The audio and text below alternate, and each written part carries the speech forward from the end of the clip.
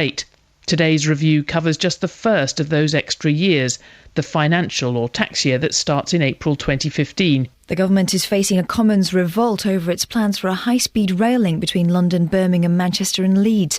28 Conservative MPs, including Hertfordshire's James Clapperson and Charles Walker, Mid-Bedfordshire's Nadine Dorries, Wickham MP Steve Baker and the project's long-time opponent Chesham and Amersham's Cheryl Gillan are trying to block HS2, claiming it's a waste of money and damaging to the environment. The coalition says it will help revive the economy, but Cheryl Gillan isn't convinced.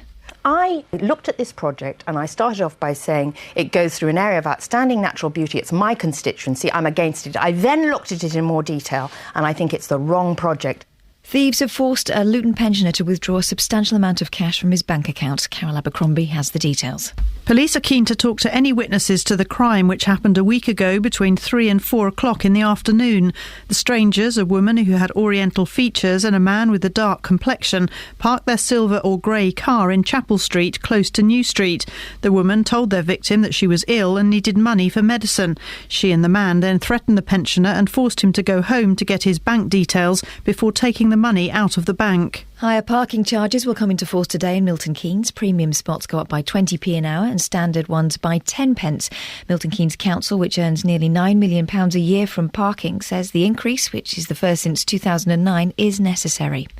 In sports news, Manchester City and Juventus have agreed a deal for striker Carlos Tevez to sign for the Italian champions in a transfer worth up to £12 million. Tevez will now have a medical in Italy and is set to leave England after 7 seasons in the Premier League. The weather mainly dry with sunny spells and a chance of isolated showers this afternoon. Top temperature 21 degrees Celsius, that's 70 Fahrenheit. Get the latest news and sport online at bbc.co.uk/3 counties.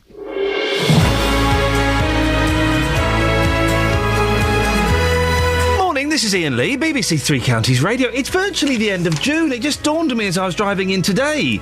But it's the 26th of June. Well, that means it's July. That means it's virtually autumn, nearly Christmas. Well, that was a disappointing summer, wasn't it? I've enjoyed it. Lots coming up on the show today. Always keen to get your views and your opinions on the stories we're talking about and things that maybe we're not talking about. And perhaps you feel you should. Don't feel you have to call in about these things. You can call in about anything if you want. I'll give you the contact details in a little bit. But here's some of the things we've got coming up. Today, new parking charges come into effect in Milton Keynes. It's the first increase in 4 years. Well, has the cost of parking changed the way you shop? A small business owner based at Hertfordshire railway station has vowed to fight a decision that could see the store replaced with a WH Smith's. Independent shops versus big chains. Who do you prefer? Speaking of preferences, do you prefer a hairy man? More and more men are shaving their chest hair off or waxing it. Oh dear, no. Embrace the fur. Although saying that, I saw an advert the other day, a poster, and it's a woman wearing a fur coat made out of chest hair. Oh, it's in the paper yesterday, horrible. Facebook.com/BBC3CR. You can send me a text, 81333, start your text 3CR, and you can give me a phone call. 08459 455 555. Across beds, hearts and bucks. This is BBC Three Counties Radio. Imagine that, it was a fur coat made out of chest hair. It was in one of the papers yesterday. It was the most disgusting thing I've ever seen in my life. We'll be talking about that later on. 08459 455 555. The Chancellor, George Osborne, will announce £11.5 billion worth of cuts in his spending review later on today. The review covers spending for the year 2015 to 16, which includes the next general election. George Osborne insists he's protecting those areas that mean most to ordinary people. I will set out the next phase of the economic plan to move Britain from rescue to recovery, but I can confirm that we will be offering real protection to our National Health Service and to our schools. These are vital public services. They are an investment in our economic future, and they are all about doing what we need to do to win that global race. Cuts are expected in council spending, but there'll be more for MI5, MI6 and the GCHQ Listening Centre. Well, that's good then. The pensioners' winter fuel allowance will be removed from those who now live in regions that are warmer than the UK. It's thought that will affect about 100,000 expats. Labour has already said it won't reverse any of the cuts the government plans between now and the next election. But Labour's Shadow Chancellor Ed Balls blames George Osborne for the new cuts in spending that are needed. The economy has flatlined for 3 years, and isn't this economic failure the reason why the Chancellor will now not balance the books in 2015 and why he is coming back to this House to ask for more cuts to public service? Well, campaigners for the elderly say spending on their care has already been cut too far. Caroline Abrahams is from Age UK. Something like £800 million has come out of social care since 2010. And looking ahead, we know that the demand for social care is rising all the time. So you can see there's a gap that we really, really need action to fill. What do you think? Are you worried about the potential cuts that are going to be announced today? Are you worried how it will affect you? 08459 455 555. We can speak now to Matthew Lawrence from the think tank, the Institute for Public Policy Research. Morning, Matthew. Good morning, Ian. Now, we kind of have an inkling of what's going to happen. What do you make of these cuts that we know about so far? Well, I think it's interesting. There are going to be some big winners and there's some relative losers as well today. The losers are clearly going to be departments like business, Home Office, local government, who are suffering up to 10% cuts where the axe is going to fall pretty severely. And that's because the winners are education and health, which have been ring-fenced. And what that means, essentially, is that rather than having moderate cuts across the board of about 2.5%-3%, those big departments that will be delivering services to people in the three counties, business, local government, they are going to be suffering much bigger cuts. So I think today is about economics, as you say, £11.5 billion of additional cuts on top of 3 years of austerity, but it's also about the politics, about priorities. Are there places where we could be saving even more money, do you think, Matthew? There's always room to look for further savings. I think one of the things that's important is that by having these ring fences, it means that we put real pressure on other departments. So, for example, by ring-fencing education, we've put a lot of pressure on a funding stream for a early years education programme, and that's caused a lot of tension between Nick Clegg, the Deputy Prime Minister, and Michael Gove, the Education Secretary. And so it kind of distorts how we can look for savings by putting these ring fences in place. The front page of the Express today looks at the warning from the Policy Exchange, which says that unless pensions are included in the cap on welfare budget, the government will have to make a further £40 billion worth of cuts over the next 5 decades. Does that sound about right? It's a very large number. I think what's more important to recognise is that the pressure on pensioners is going to come from a broad range of cuts. So again, the local government cut, that's going to be about 10%, and that's coming on 26% cut over the last 3 years already. So by the end of this cycle of austerity, there's going to be severe cuts and changes to the way it's delivered. And then what that means for people is that, for example, if you come out of the NHS and then you go into local care, that's going to be severely impacted because of the cuts, because local government very often delivers and commissions social care.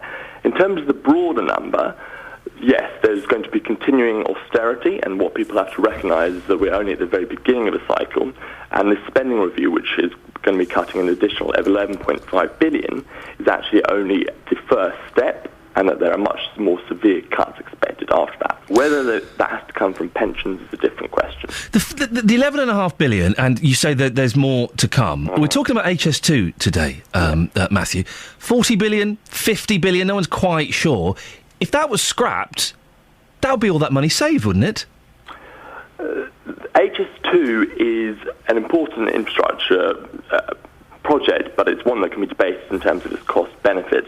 It should be recognised, though, that big money projects like infrastructure are important, but what's more important to stimulate the economy is things like housing and shifting money from sort of housing benefits, perhaps, into bricks and mortar, which is one of IPPR's big arguments. So we need to shift money from current spending to actually getting things built, which are going to have lasting value for the country.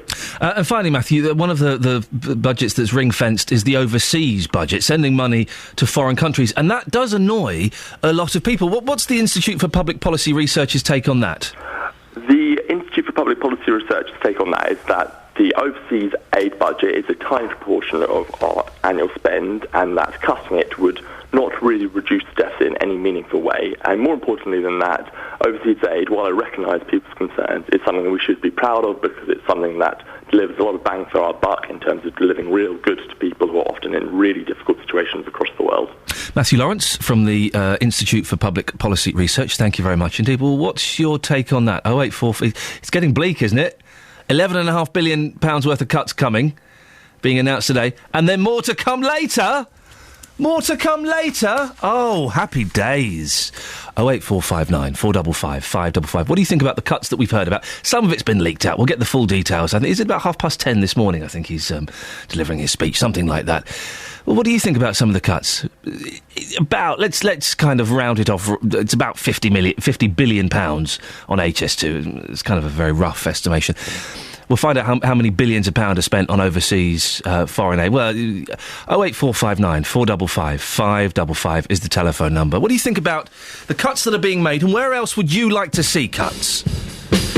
08459 455 555. Oh, it's them Rolling Stones, blimey.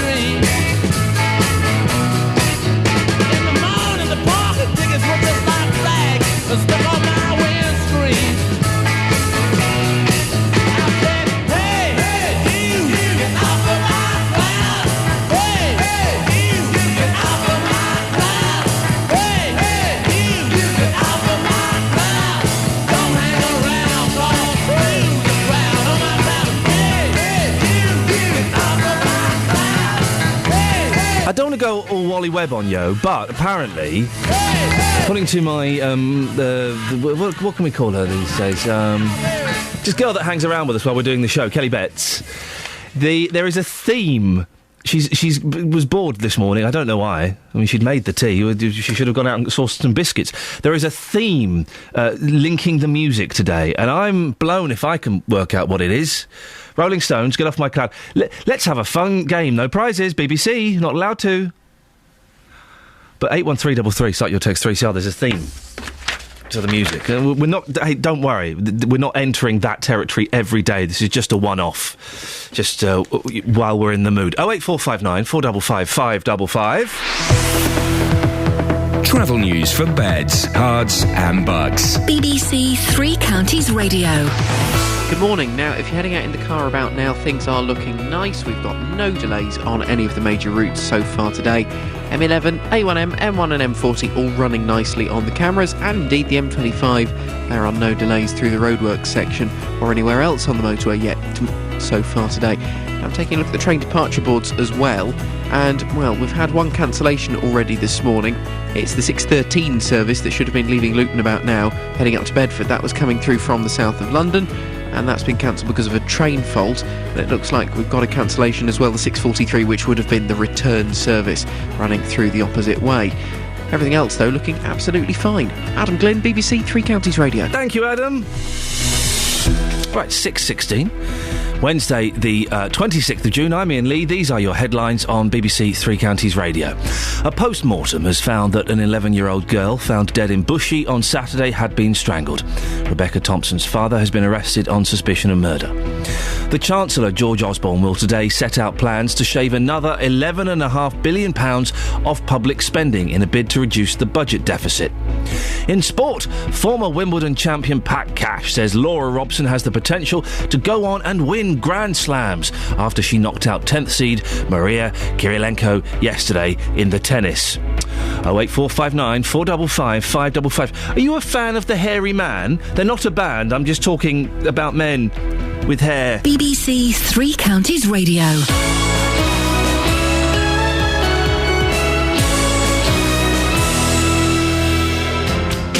Every weekday from 12, Nick Coffer brings you great guests. Julian Clary, welcome to BBC Three Counties Radio. Legendary Genesis guitarist Steve Hackett, Supertramp frontman Roger Hodgson, Carol Decker of Tapao fame joins me now. Great conversations. China in Your Hand is about the fragility of your dreams and that you should be careful what you wish for. Something very addictive about making people laugh is standing on stage and every few seconds getting that hit of a laugh. Nick Coffer. Weekdays from 12. On BBC Three Counties Radio. OK, so there is some kind of theme linking the music together. I apologise if it's tenuous and dull. I literally have no idea what it is. I'm playing this fun game at home as well. So we've had the Rolling Stones, Get Off of My Cloud, and now we have Mumford & Sons, I Will Wait. I can't spot it. 08459 455 555. 81333. Start your text 3CR. Come on, guys, it's just been a Wednesday morning fun, that's all. Jeez. Well, I came home like a stone, and I fell heavy into your arms. These days of darkness, which we've known, will blow away with this new sun. But I'll kneel down, wait for now. And I'll kneel down, know my ground. And I will wait for you. And I will wait for you.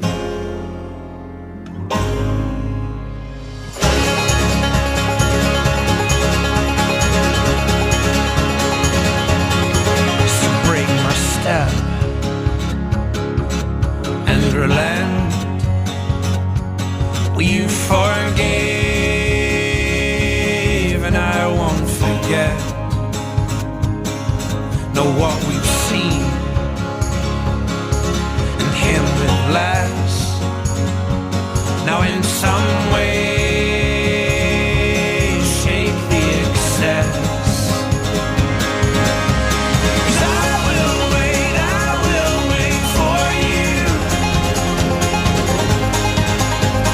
And I will wait for you. And I will wait for you. And I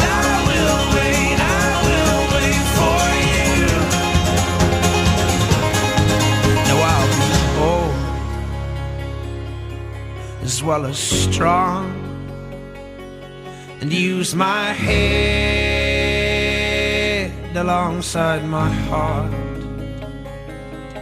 So tame my flesh and fix my eyes, a tethered mind freed from the lies. And I'll kneel down, wait for now. I'll kneel down, know my ground.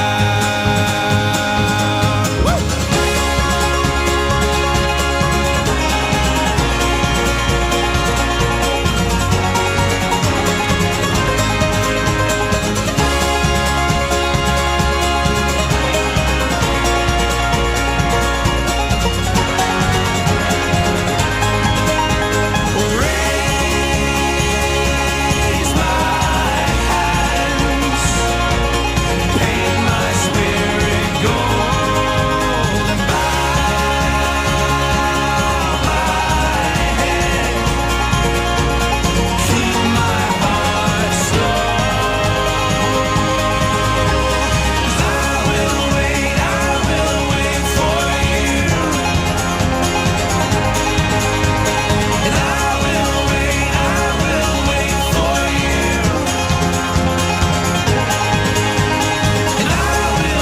This is annoying me now. Apparently there's a connection between the music. The Rolling Stones, Get Off My Cloud. Mumford & Sons, I Will Wait. Is it that they've all got guitars in? Lynn has texted in. I'm 56 and even I know that. Well, Lynn, you've not said what the answer is, so we don't... You could just be saying that. Paul Scoyne's our political correspondent and the man who has no cultural knowledge whatsoever. Even he's got it. Ridiculous way to run a blooming BBC radio show. Now, has the cost of parking changed the way you shop? Today, new parking charges come into effect in Milton Keynes. It's the first increase since 2009. MK Council earns nearly £9 million a year from parking. Really? £9 million a year from parking. But they say the increases are necessary to generate the income needed to support transport and highways. But what do people shopping and working in Milton Keynes think? Generally, yes. I think the footfall will decline over a period of time, as it has done once the parking charges was introduced.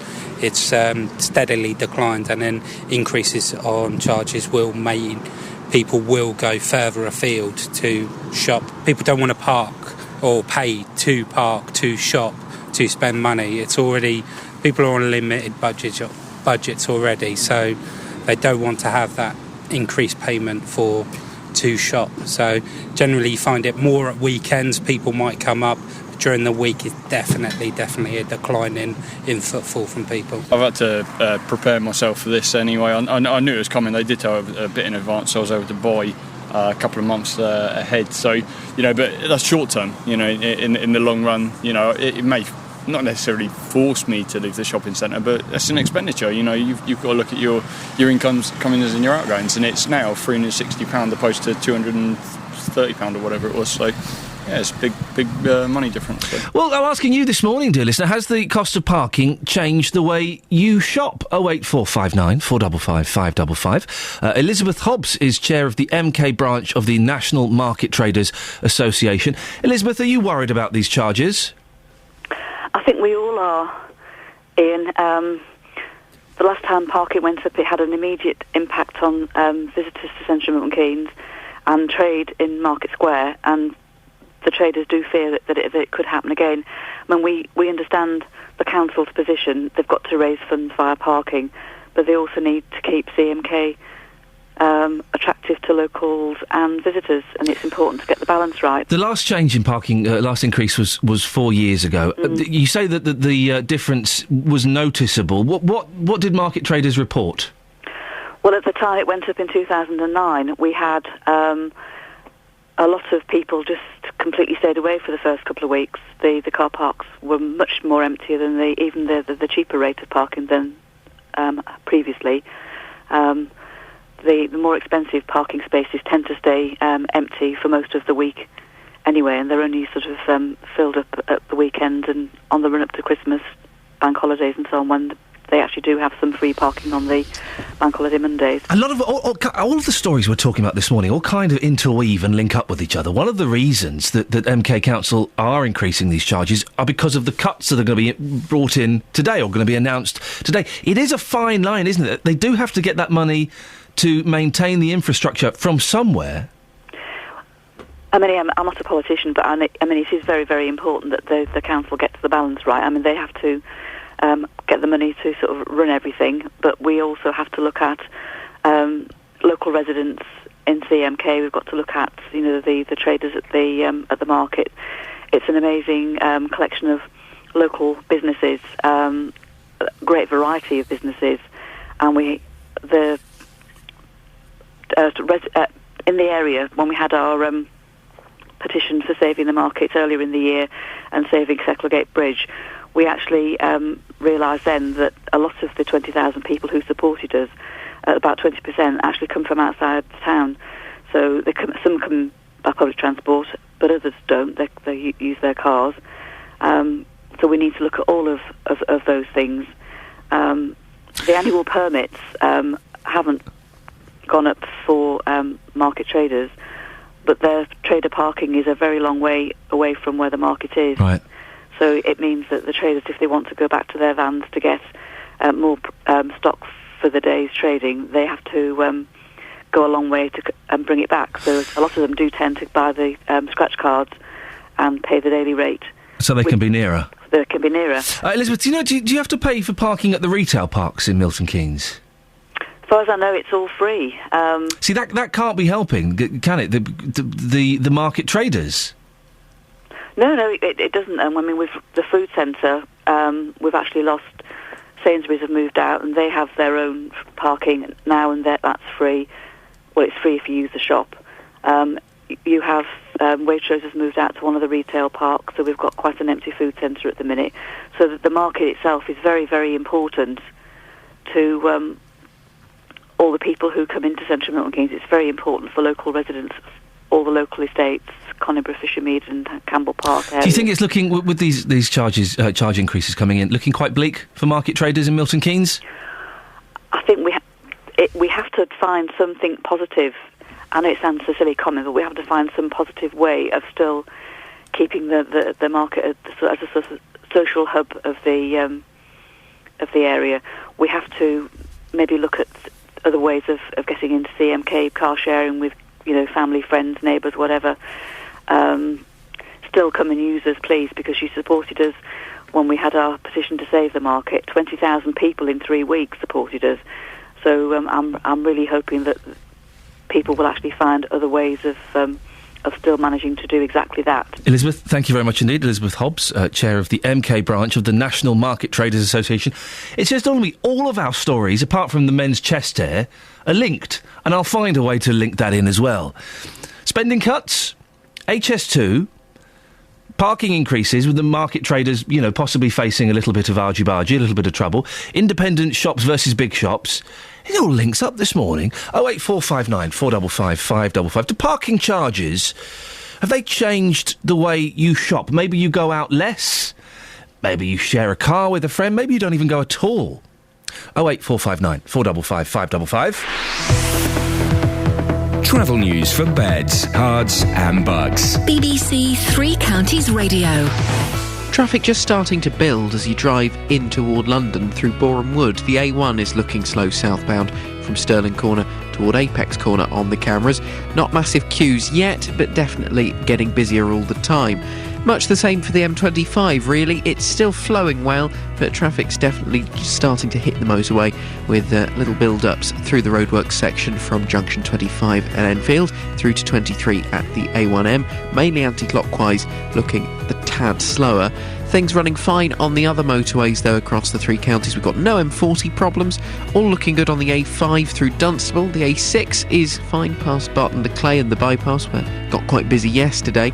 and for the minute there are no reported problems or delays on the trains and tubes. Adam Glynn, BBC Three Counties Radio. Adam, thank you very much. 6:30 News and Sport now. Here's Catherine Boyle. Across beds, hearts and bucks. This is BBC Three Counties Radio.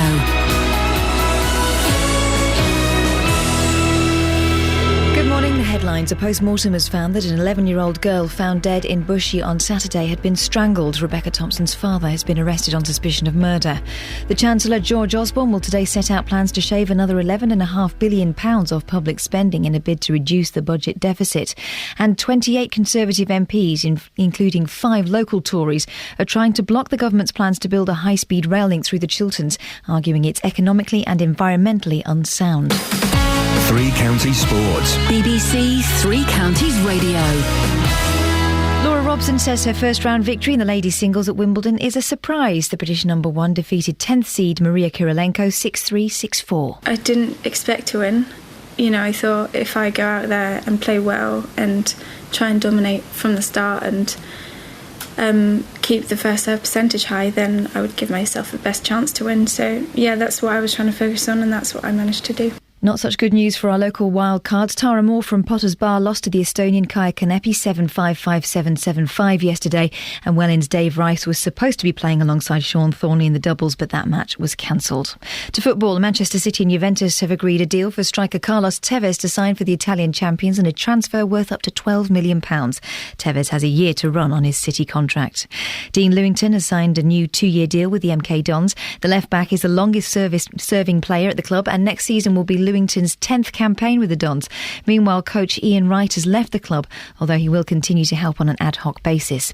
Wycombe Wanderers have signed winger Paris Cowan-Hall from Plymouth Argyle on a 2-year deal. And in swimming, the British Swimming Championships, which double as the World Trials, begin today in Sheffield. Luton's Lawrence Palmer competes in the 50 metres breaststroke, and Aylesbury's Craig Gibbons is in the 100 metres as well as the 50 metres freestyle, which takes place today. It's going to take a big swim, but I've put the training in this year, and off the back of a successful Olympic year and everything that went well for me last year, the confidence is high, so I'm looking forward to it. And that's your latest news and sport. I'll be back with more at 7. Across beds, hearts and bucks. This is Iain Lee. BBC Three Counties Radio.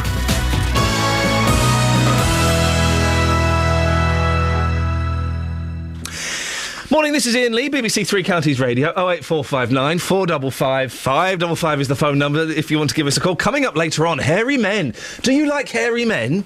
Not their backs, obviously, that would be weird. Oh, and there's nothing worse than the hairy back. Although, I'll let you into a little secret. When I've started going for my haircut now, my barber says, do you want me to just shave the top of your back? Oh, and I say, yeah, but don't let anyone know. And then I announce it on radio. 08459 455 555. Now, MPs will discuss the next stage of HS2 today, the £36 billion high-speed railway which is planned to run through the Chilterns.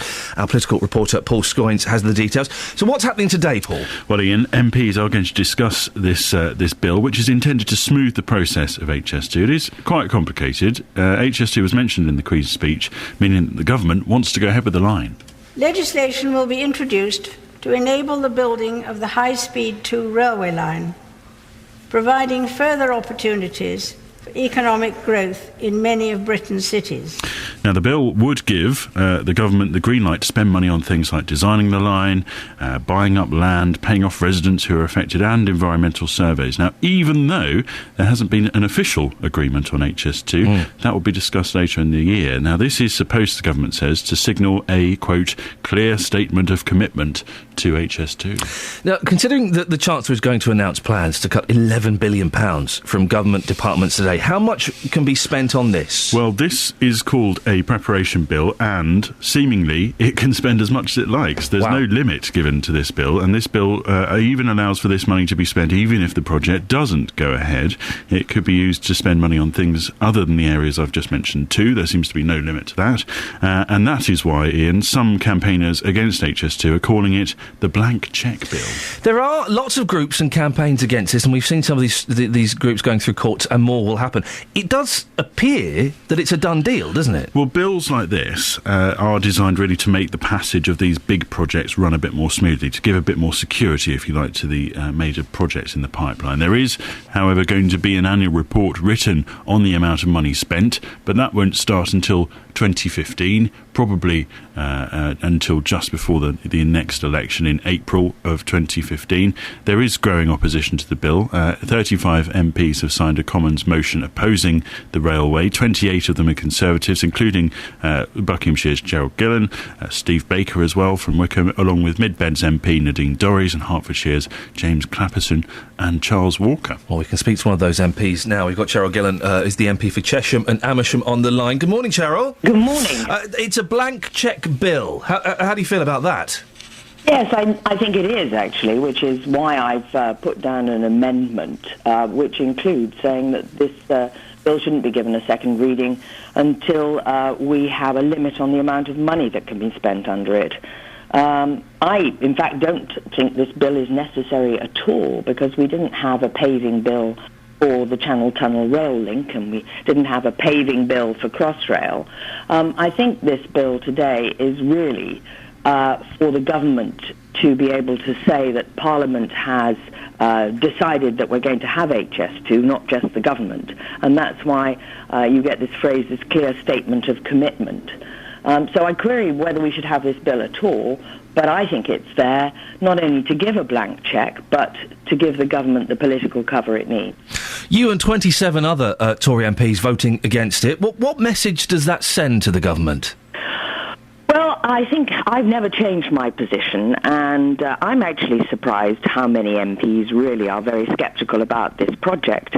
But I think some of the people that have signed up to the amendment may not be here to vote today. I'm not sure how much support I and others will get. What I do know is that at some stage, because this is the first time Parliament has had the opportunity even to discuss HS2, and the first time we've had a vote on it, that I feel I need to put a marker down and I need to vote against this bill. And that is why I'm hoping we will have a vote either on the amendment and on the second reading of this bill that will give me an opportunity to vote, and others must choose what they do. Obviously, lots won't be voting. Your fellow Conservative Aylesbury MP, David Lidington, the Europe Minister, he's not going to vote against it, is he? I think it's quite right that ministers shouldn't vote against it, and David has done a tremendous job on behalf of his constituents, and we need people who need to voice these opinions, both inside government and out. So I fully expect that no minister will vote against it, because, of course, this is going to be a whipped second reading. But that doesn't mean to say that he is not capable and is indeed not doing an absolutely sterling job on trying to persuade the government against this project. Not all. This is certainly not all over by this bill. The hybrid bill is going to be one of the most complex things that goes through Parliament, and it's a long way until the first shovel is put in the ground. This is one of the reasons why I actually query whether we need this project at all. The bill's definitely going to go ahead, isn't it? I believe so, because Labour will vote for it as well. I mean, I've been joined by some of my Labour colleagues.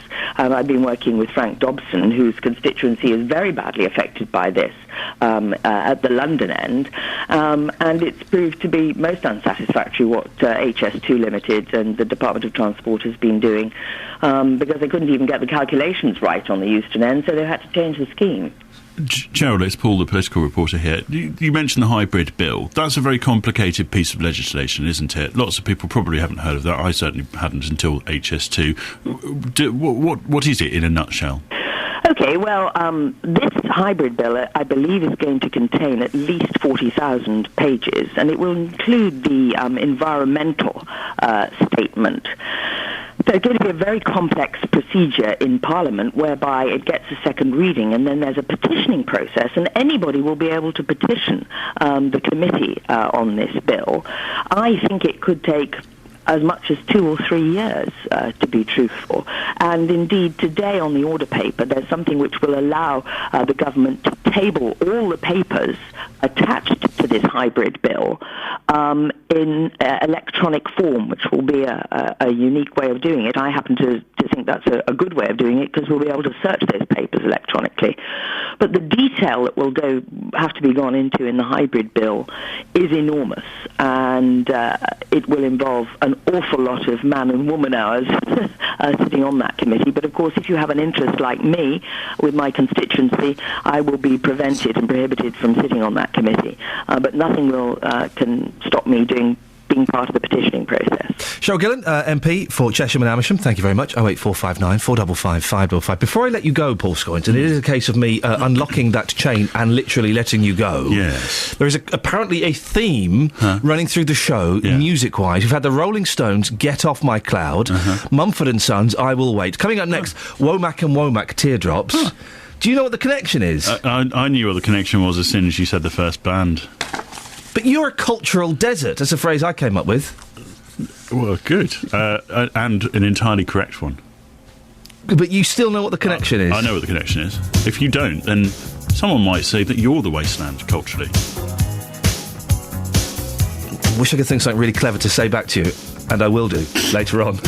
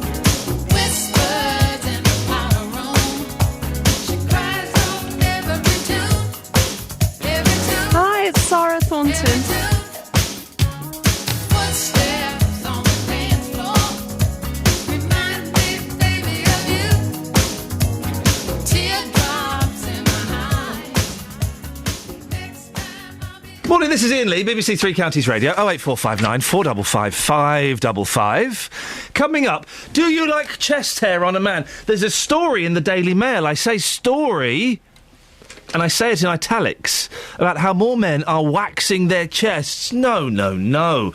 We all like a bit of Burt Reynolds, don't we? Well, don't we? Oh, we don't want Noah in the whale. We want this. We want Adam Glynn. Travel news for beds, cards and bugs. BBC Three Counties Radio. If you wanted some ukulele, I'd have brought my ukulele with me. Did you bring your hairy chest with you, Adam? Yes, I tend to bring that with me everywhere. Good lad, well done. Lovely. M25, anti-clockwise, you've got heavy traffic already now going into the roadworks section. Waltham Abbey to Enfield Junction, 26 to 25. Going into London on the A1, you've got heavy traffic along through Boreham Wood from Stirling Corner toward Apex Corner. So that's already built up quite considerably in the last 15 minutes. It was just looking a little slow. Now it's looking like it's almost a solid queue.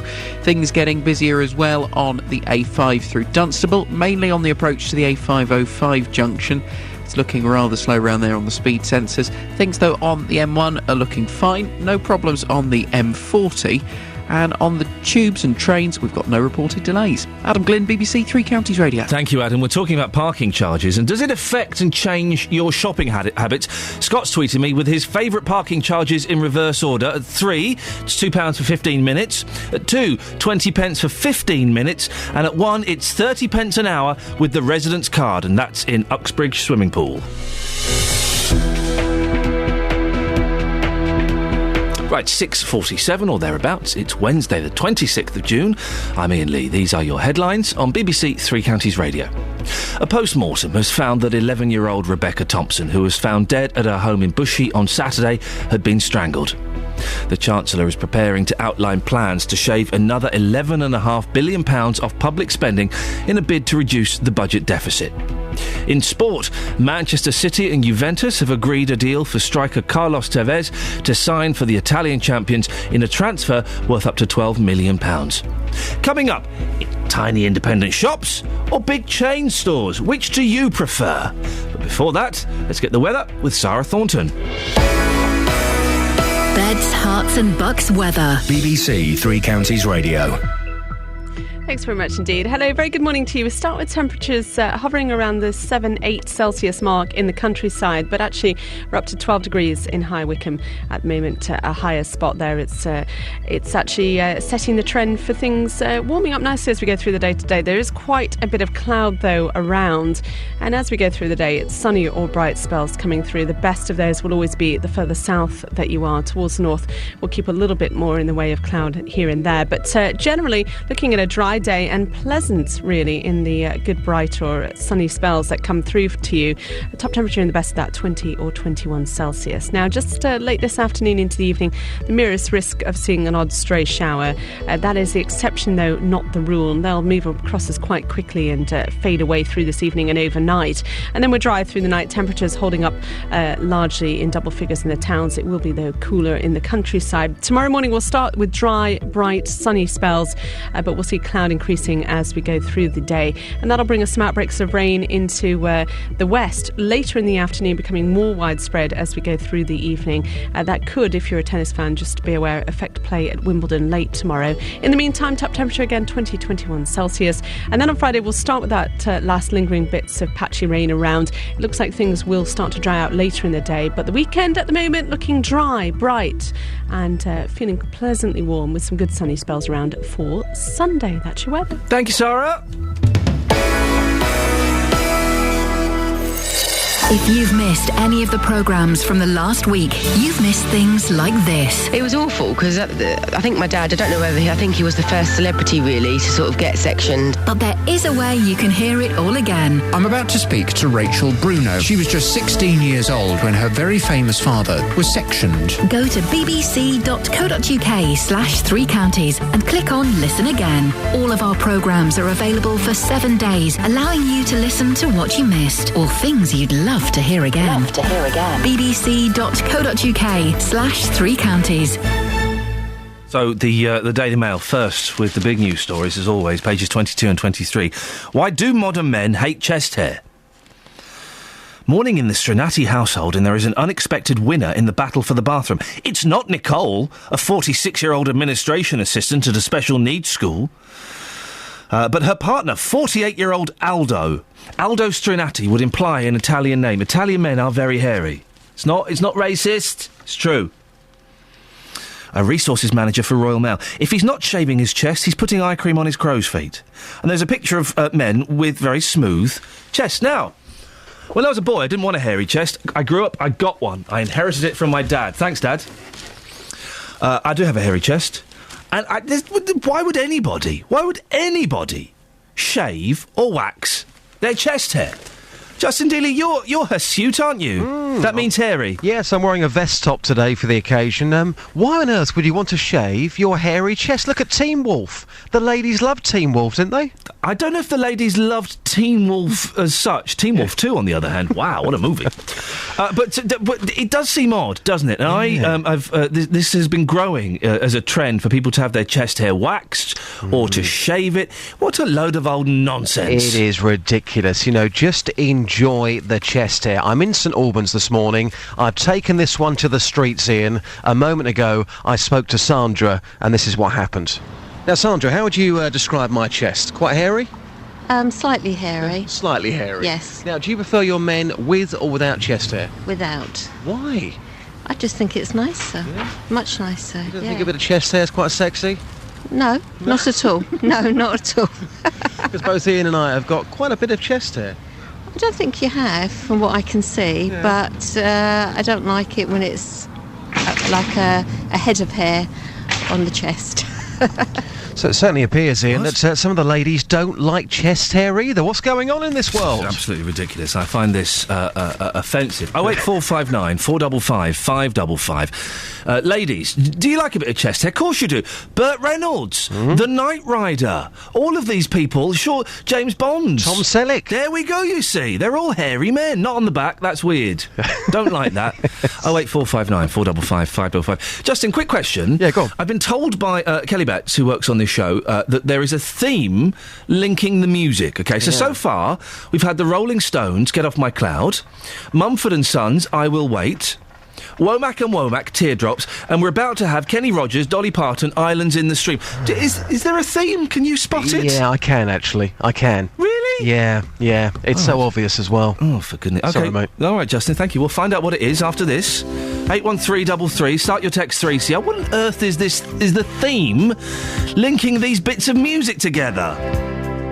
Baby, when I met you, there was peace unknown. I set out to get you with a fine-tooth comb. I was soft inside. There was something going on. You do something to me that I can't explain. Hold me closer and I feel no pain. Every beat of my heart, we got something going on. Tender love is blind, it requires a dedication.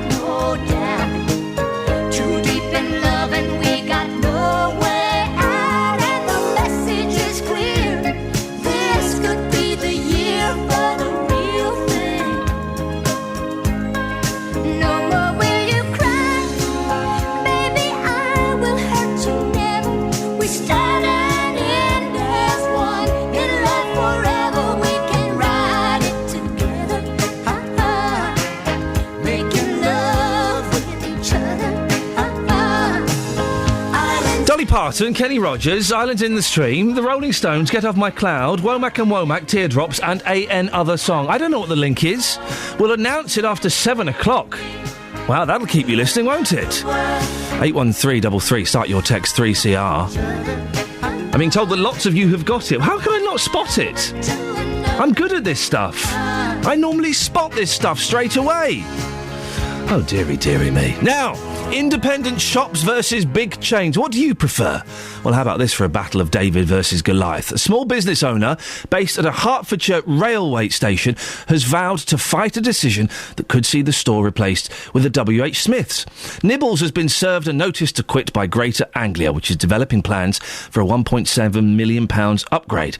The owner of Nibbles, Susan Lodder, opened her snack bar 22 years ago and now has 6 months left. Well, this is what commuters at the station had to say about the situation. It's outrageous. I mean, they've been here for 20-odd years. I'm a taxi driver, so we use it all the time. It's a local service, and it's pushing them out. I suppose that's the sum of the times, isn't it? The little man's kind of pushed out, and the mass, the big chains kind of take over. It's a bit of a shame, really. Well, we can talk now to Susan, who set up the Save Nibbles campaign. Susan, when did you find out you were being moved on? I found out by a phone call on Friday the 12th of April. The landlords phoned me as they said I was such a good tenant. They felt they had to call me. Oh, that's nice of them. Exactly, and then I got it later in a letter.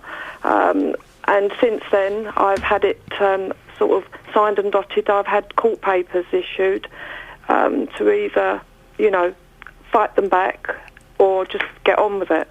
And why are they moving you on? They're moving me on because I believe they're going to bring in, we believe, a company, something like WH Smith's, which is actually on the logo of the plans. Right. And I believe that they're looking for a bigger unit and more income, more revenue. Susan, let me speak freely. Is it fair to say that Nibbles is perhaps looking a little tired? I think that the station in itself needs to be updated without doubt, and I've approached them. I've recently taken my personal alcohol licence so that I can bring new things to the station. I've got new ideas, fresh ideas. I want to update, but they categorically don't want us there. They want to move us on. I mean, I've served the public there for 22 years. We've seen kids grow up. People come along to the station in the morning. We're the first person that a lot of them speak to. My lady there knows what... No one says, I want a coffee or a tea. We know. We know if they have sugar, if they don't. We have that personal service. You're going to get a multinational company going there that, you're going to come in and you're going to face a scanner. You're not going to face a person. Susan, we've got 25 seconds. What's your next move? How are you going to fight this? OK, I've set up a website. I've got a national newspaper involved, which I hope will come out this week. Huge local support, the local papers. I've got 2 MPs onto this. And we're going to fight all the way. Give us the website, Susan. It's www.savenibbles.uk. Fantastic. Susan, listen, we will be following this with keen interest. What do you think? Are you a fan of the smaller independent store?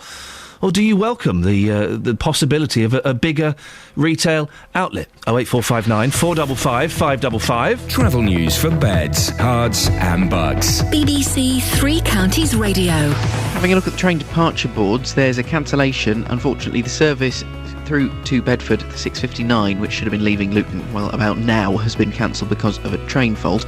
Everything else, though, is looking good. We have no disruption on any of the routes to and from London on the trains, and the tubes are running nicely. On the roads, it's slow on the M25, anti-clockwise, into the roadworks, Waltham Abbey to Enfield. It's also busy between the M1 and the A41, junction 21 and 20, and it's starting to slow up between Maple Cross and the M40, junctions 17 and 16. And the only other queue at the moment that's visible on the speed sensors and on the cameras is the A1 into London through Boreham Wood, Stirling Corner down to Apex Corner. Adam Glynn, BBC Three Counties Radio. Thank you very much, Adam. We'll hear what Greater Anglia have to say about that a bit later on in the show.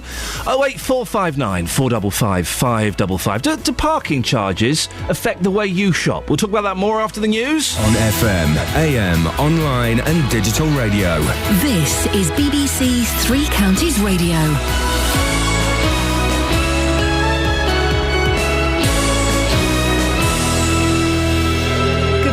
7 o'clock, I'm Catherine Boyle. The headlines: 11-year-old strangled in Bushey, police appeal for missing Watford boy, and Chancellor prepares for spending review. BBC Three Counties Radio. A post-mortem has found that 11-year-old Rebecca Thompson, who was found dead at her home in Bushey on Saturday, had been strangled.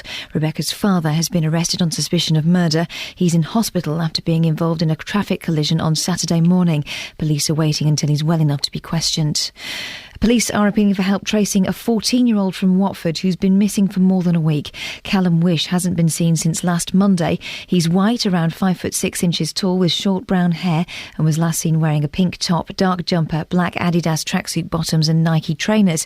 It's thought Callum may be somewhere in the St Albans area. The Chancellor, George Osborne, will today set out his plans to shave another £11.5 billion off public spending in order to reduce the budget deficit. The cuts to be announced in the spending review will come into force in 2015. The budgets for schools, the NHS and overseas aid remain protected.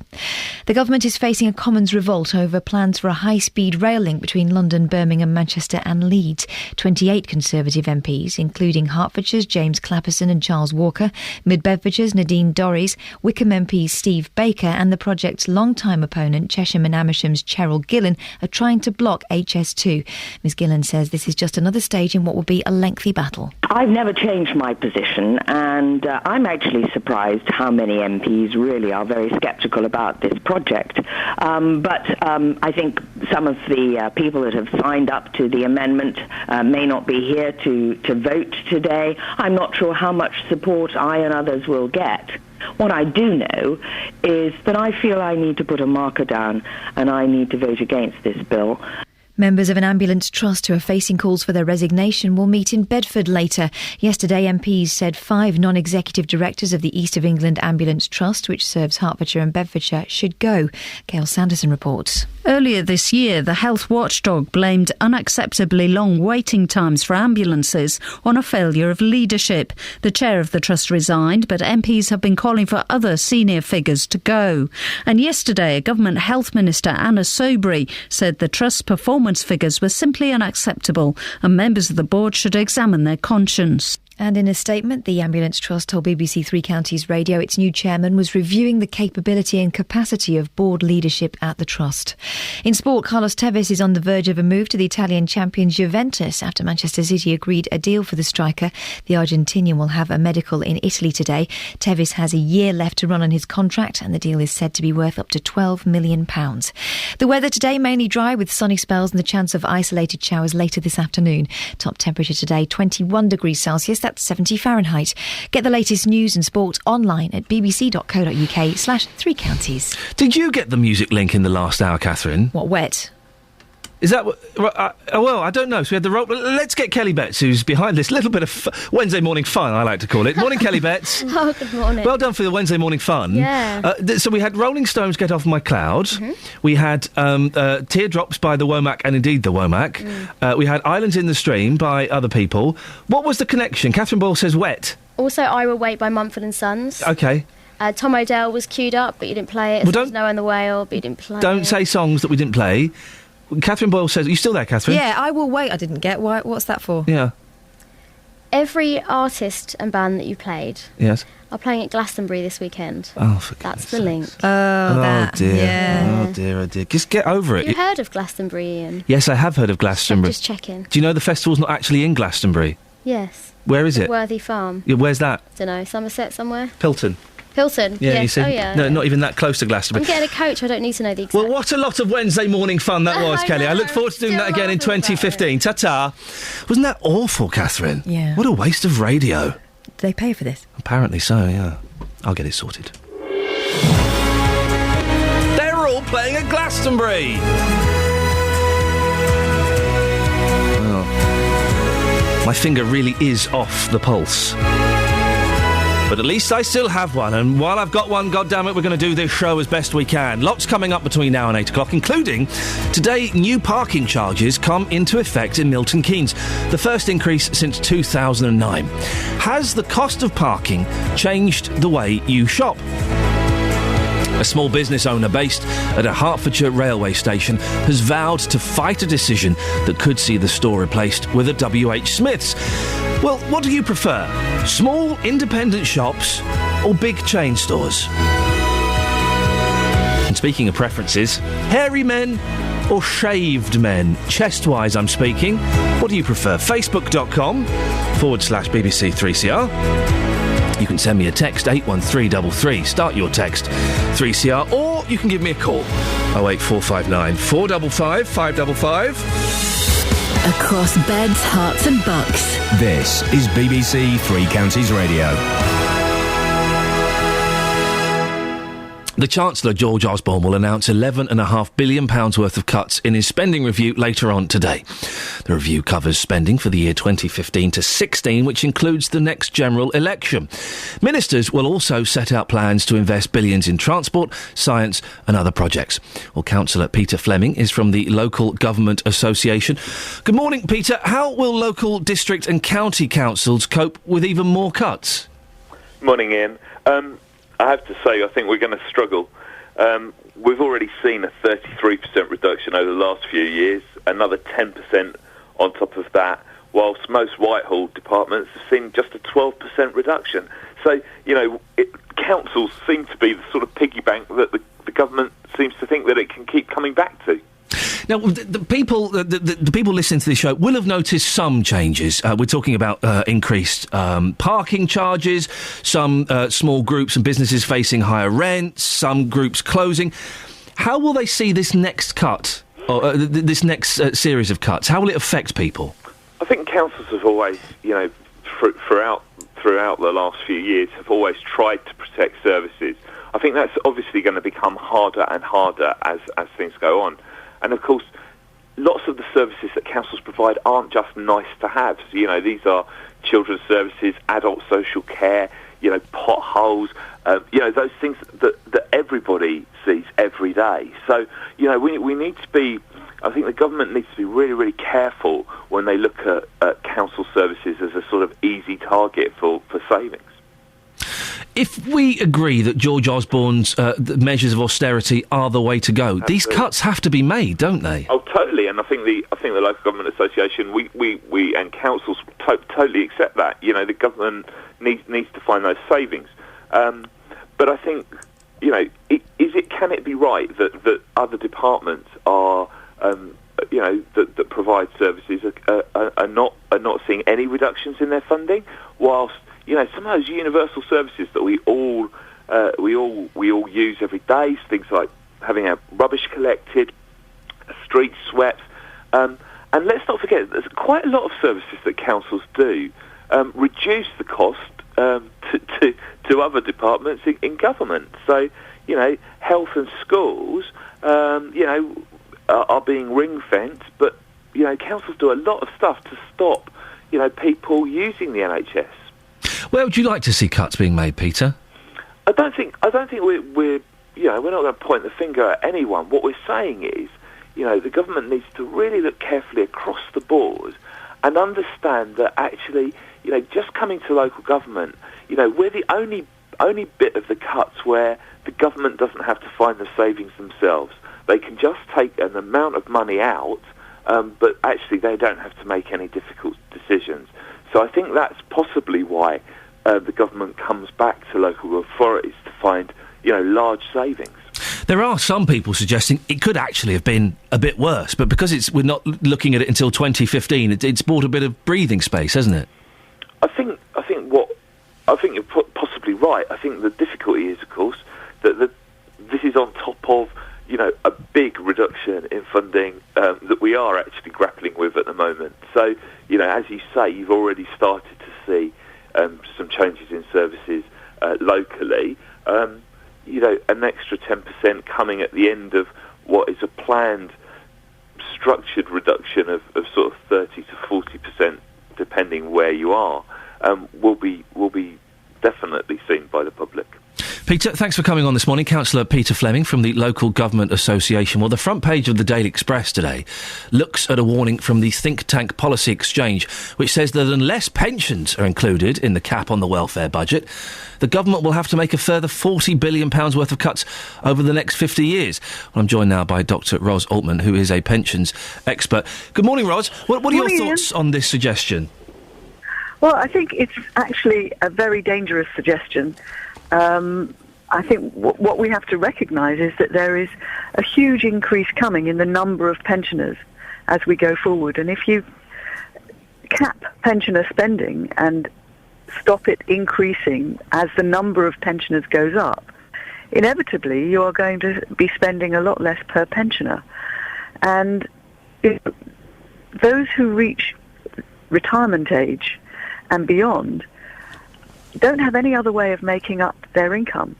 And the state pension itself is meant to be a basic underpin to help people avoid poverty in retirement. It used to be the case that pensioners were automatically assumed to be more likely to be poor.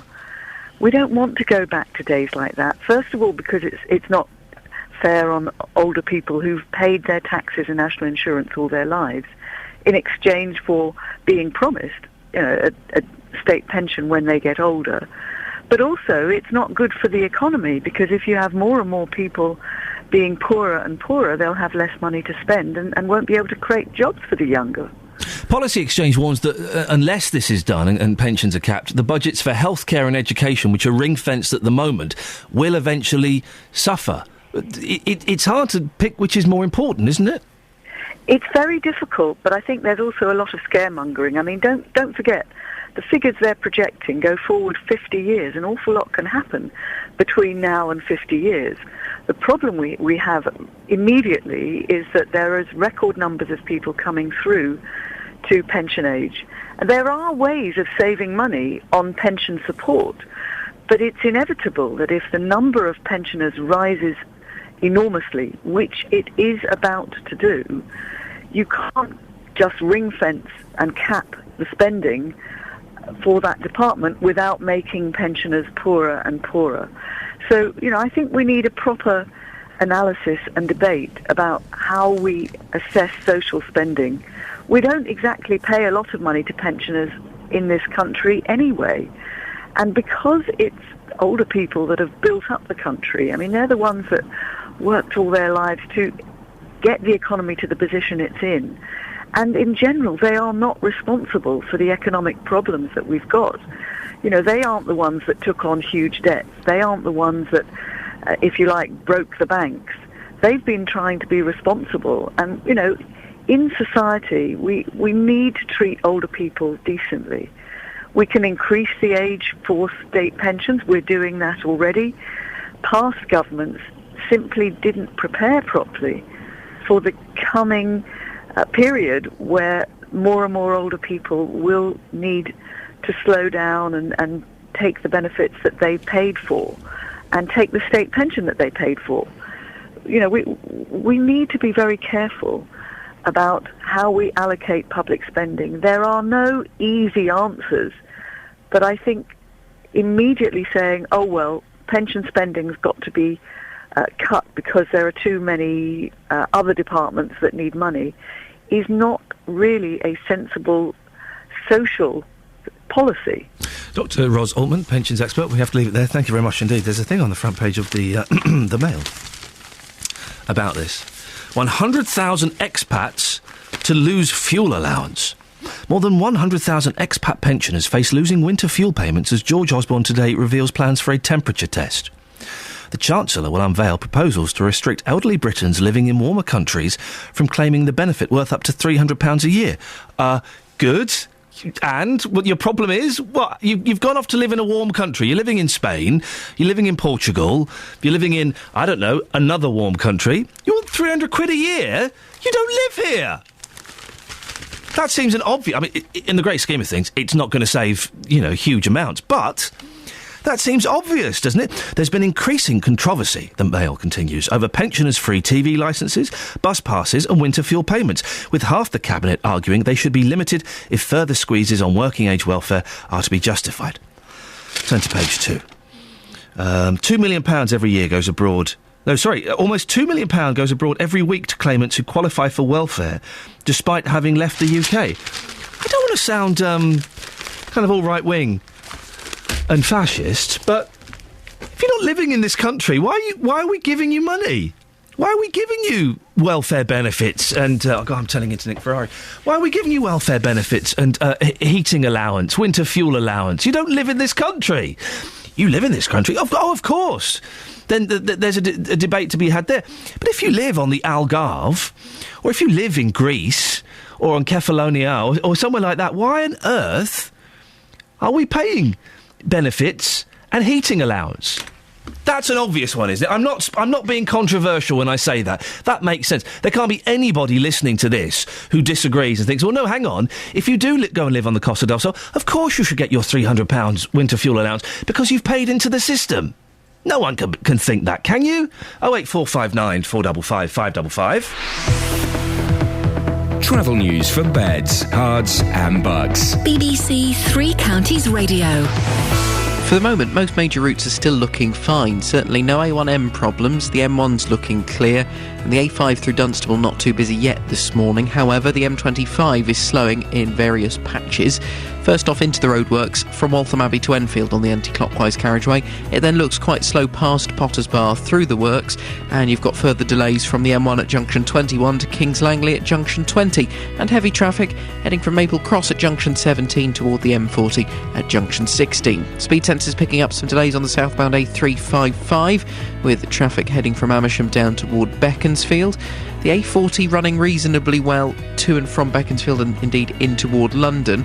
And on the trains and tubes, we have no major problems or delays reported. Adam Glynn, BBC Three Counties Radio. Thank you very much, Adam.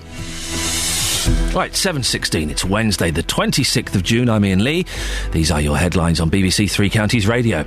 A post-mortem has found that 11-year-old Rebecca Thompson, who was found dead at her home in Bushey on Saturday, had been strangled.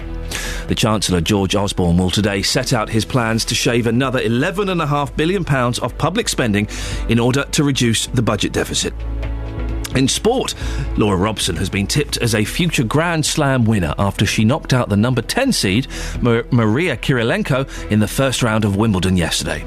Coming up, parking charges in Milton Keynes and chest hair. Oh, I know. BBC Three Counties Radio.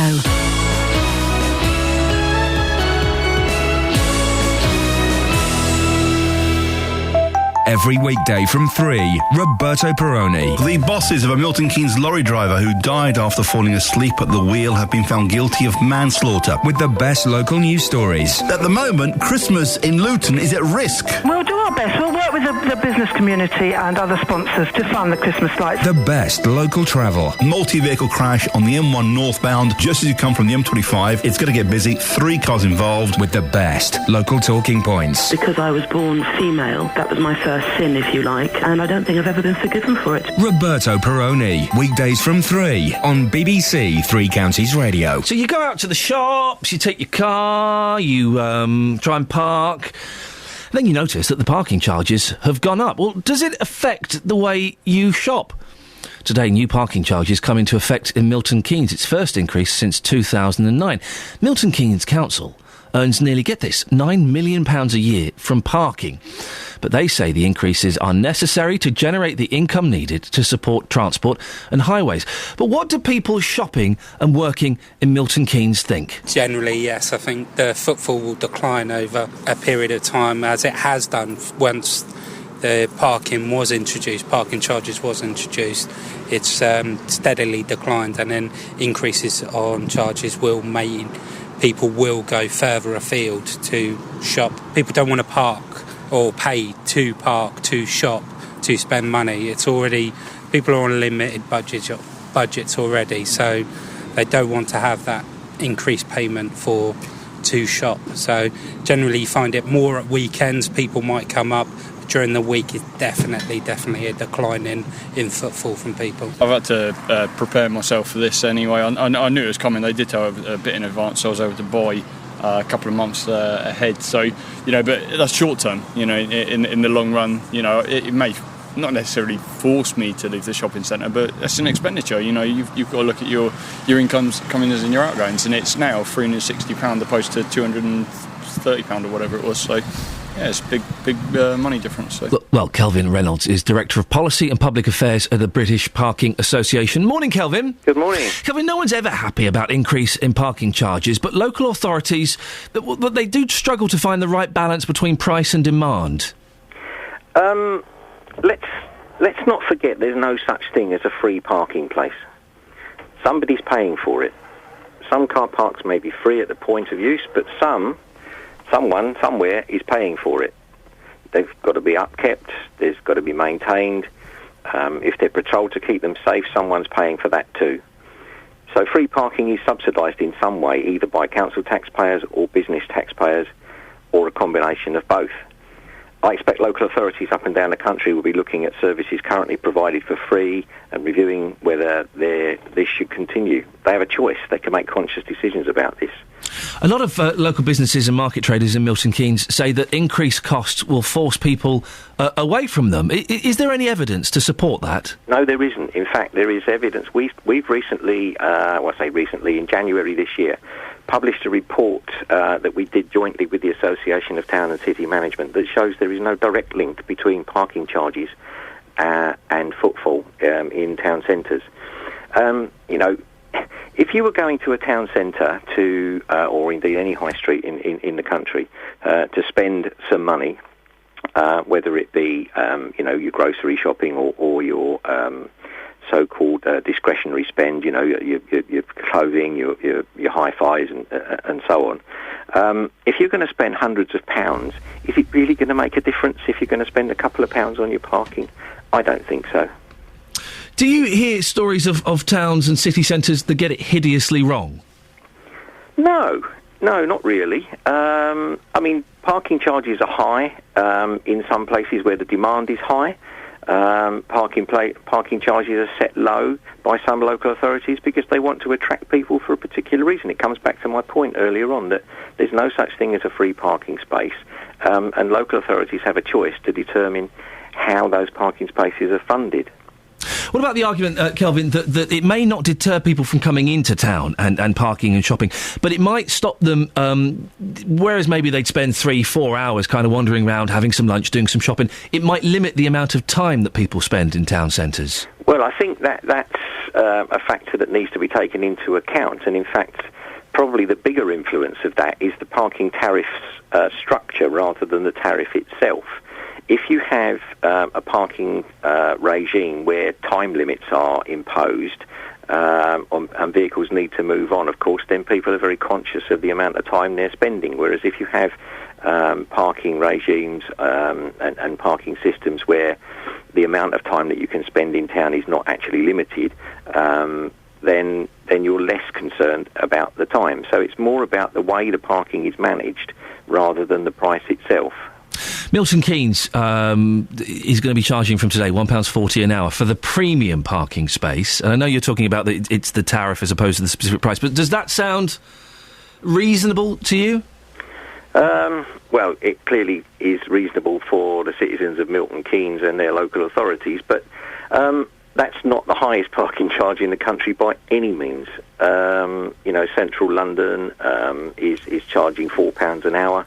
And then some. If you go to an NCP in central London, you're paying like 15 quid an hour sometimes. Exactly. So, traditionally Milton Keynes has been built around the motor car. It's a city that grew up and was designed in the 60s and 70s around the motor car, designed for free movement of the motor car. And indeed, I recall, I think parking charges were only introduced there at the turn of the century, if I remember rightly. And so this will have become, people will have got used to free parking. Nobody likes to pay for their parking, but someone has to pay for it. Kelvin, thank you very much. I'm old enough to have listened to and used the phrase, at the turn of the century. Oh, my goodness, what's happened? At the turn of the century. That's Kelvin Reynolds, Director of Policy and Public Affairs at the British Parking Association. Well, has the increase in charges in Milton Keynes, will it affect your shopping? Do parking charges affect your shopping habits? 08459 455 555. Text 81333. Start your message with 3CR. Text will be charged at the standard network rate. BBC Three Counties Radio. What's happening to the men of this country? What's happening to us? Page 22 and 23 of the Daily Mail, my go-to newspaper when it comes to men's grooming habits. Why do modern men hate chest hair? Or do you? Are you a modern man? Now that I can use the phrase turn of the century and mean something that happened in my lifetime, I'm not a modern man, I'm an old man. An old man. But are you a young, trendy modern man? Do you wax your chest hair, shave it? You don't pluck it, do you? Ooh. 08459 455 555. There are pictures in here of, well, some rather horrible bodies with smooth chests. Farida jokes that Rob's new look has at least freed up some valuable bathroom time. But on a more serious note, she admits she prefers Rob's skin to be silky smooth, and she finds his newfound confidence attractive. He used to hate summer, but now he can just relax and enjoy it. Because he's got no chest hair. If you've waxed, gentlemen, give me a call, 08459 455 555. Is it as painful as it looks? Well, someone who's as hairy as I am...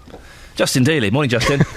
Hello, Iain. I didn't know where that sentence was going, so I bailed out quite quickly. I was panicking for a second. Do you know what? The Daily Mail, how sexist are they? Page 22 and 23, all these topless men, yet the women, their partners, are fully clothed. Now, what on earth is that all about? It's very sexy. Yeah, sexist. terrible. Sorry, terrible. Sexist. Well, you say that. The Mail always has spreads. Is it the Mail today? There's one of the newspapers, maybe it's the Sun. They always have spreads of women who are odd shapes in bikinis. Strange. Very strange. Okay, you're disappointed. You've got chest hair. Would you ever wax yours off? No, absolutely not, because over the years I've had some great feedback on my chest hair. I bet you... I'll stop there. It goes down well. But I'm in St Albans this morning, and I've been asking people about the big topic of the day, chest hair, and here's what people had to say. Madam, what do you think about men who wax? Are they just vain? I think they are very vain, actually, and it's very feminine, I should think, yes. So you prefer a bit of hair, then? Yes, I do. Not too much, though, not too hairy. Now, madam, you said they are sick, did you say?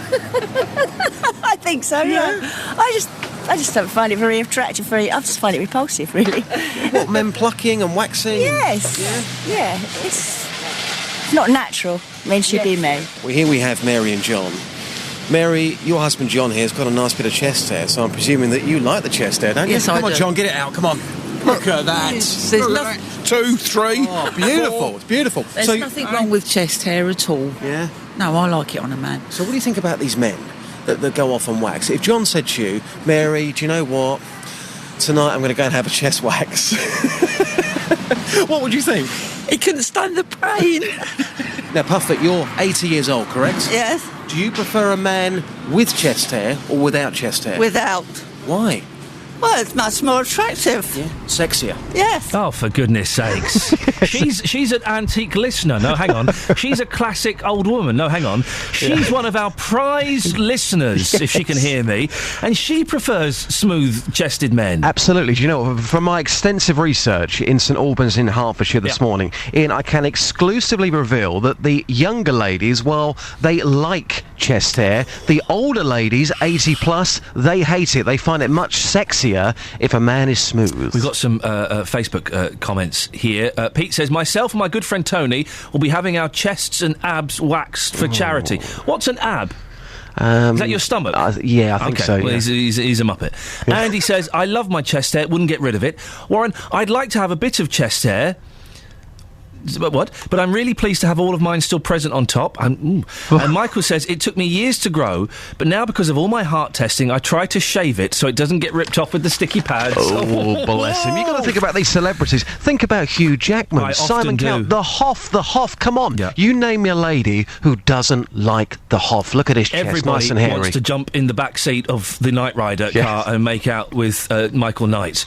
Now, Justin, I believe that we've got a little surprise for you. Oh, have you? Yeah, after 8 o'clock, we're going to wax your chest hair live on air. It wouldn't be the first time. I got out of it the last time. You won't be getting out of it this time. You will. I've just made it up. But just bear in mind that I have the power to make you do that. Well, I'll tell you what, just for a laugh one day, how about you and I, we go and try this. We go for a wax together. Yeah, what do you fine. reckon? Yeah, fine, definitely. You go first, and I promise I'll do it as soon as you finish. Where is he? Where's Iain? Yeah. Where's he? Oh, he's gone. Muppet.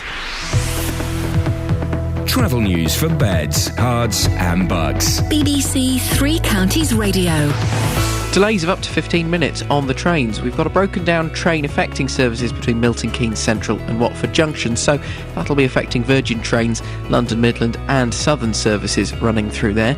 On the M25 anti-clockwise, patches of traffic. It's slow moving from the M11 to the A10 into and through the roadworks, then from St Albans Junction 21A to Watford at Junction 19, and from Maple Cross down to the M4, that latter stretch taking about 25 minutes to get through already this morning. In toward London, Boreham Wood and the A1 along the Barnet bypass, it's queuing from Stirling Corner toward Mill Hill Circus. And if you're heading further into London, problems on the North Circular Road at Brent Cross. There's a lane blocked by a broken down vehicle at Staples Corner, the end of the M1, and it's causing congestion back as far as the A502 Brent Street. Adam Glynn, BBC Three Counties Radio. Adam, thank you very much. 7:30, News and Sport now. It's Catherine Boyle. Across beds, hearts and bugs. This is BBC Three Counties Radio.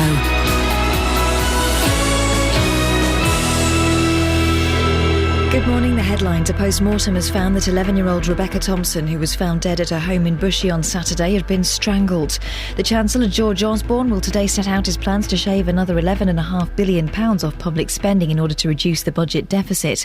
And 28 Conservative MPs, including 5 local Tories, are trying to block a bill which would give Parliament the power to spend an unlimited amount on the HS2 rail link. Three Counties Sports. BBC Three Counties Radio. Laura Robson's through to the second round of Wimbledon after a straight sets win over the 10th seed Maria Kirilenko. She joins Kim Clijsters, Lee Na, Petra Kvitova, Agnieszka Radwanska and Venus Williams among the big names. Robson had beaten in the last year, but she's not making space in her trophy cabinet quite yet. I haven't thought about it. I'm still, going match by match, as I said before the tournament, and I just have to play my own game and stay focused. And I think I'm playing Duque Marino next. So, yeah, she's tough for sure, and she's pretty consistent, and I think she's got quite a nasty little slice. So, yeah, it's going to be a tough match. In football, Carlos Tevez is on the verge of a move to the Italian champion Juventus after Manchester City agreed a deal for the striker, said to be worth up to £12 million. Dean Lewington has signed a new 2-year deal with MK Dons. The left-back's the longest-serving player at the club, and next season will be Lewington's 10th campaign with the Dons. Meanwhile, coach Iain Wright has left the club, although he'll continue to help on an ad hoc basis. Wycombe Wanderers have signed winger Paris Cowan Hall from Plymouth Argyle. That's on a 2-year deal.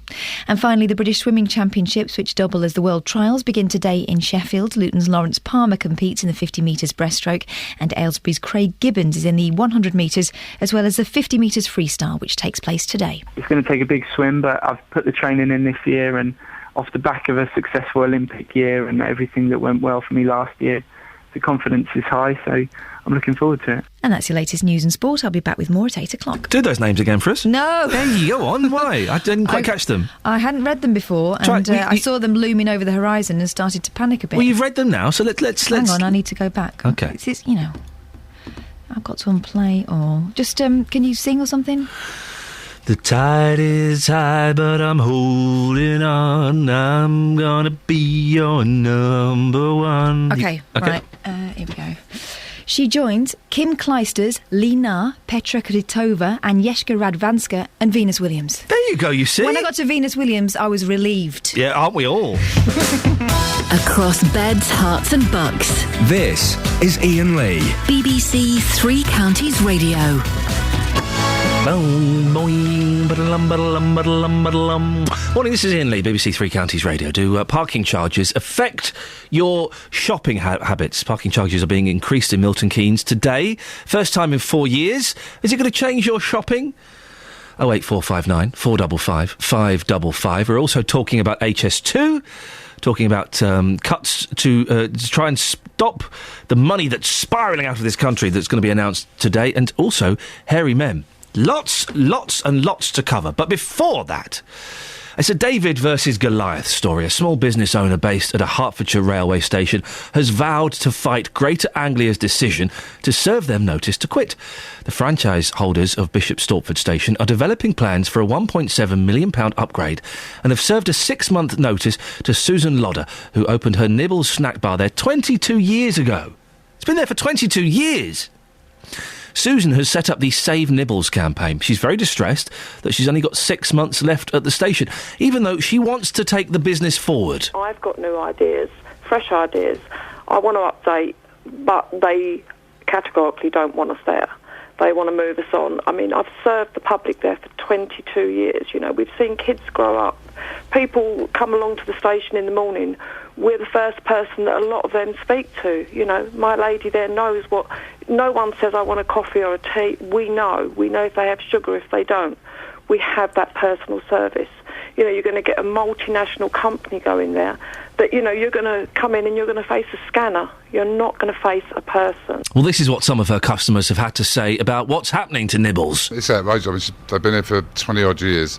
I'm a taxi driver, so we use it all the time. It's a local service, and it's pushing them out. I suppose that's the some of the times, isn't it? The little man's kind of pushed out, and the mass sort of, the big chains kind of take over. It's a bit of a shame, really.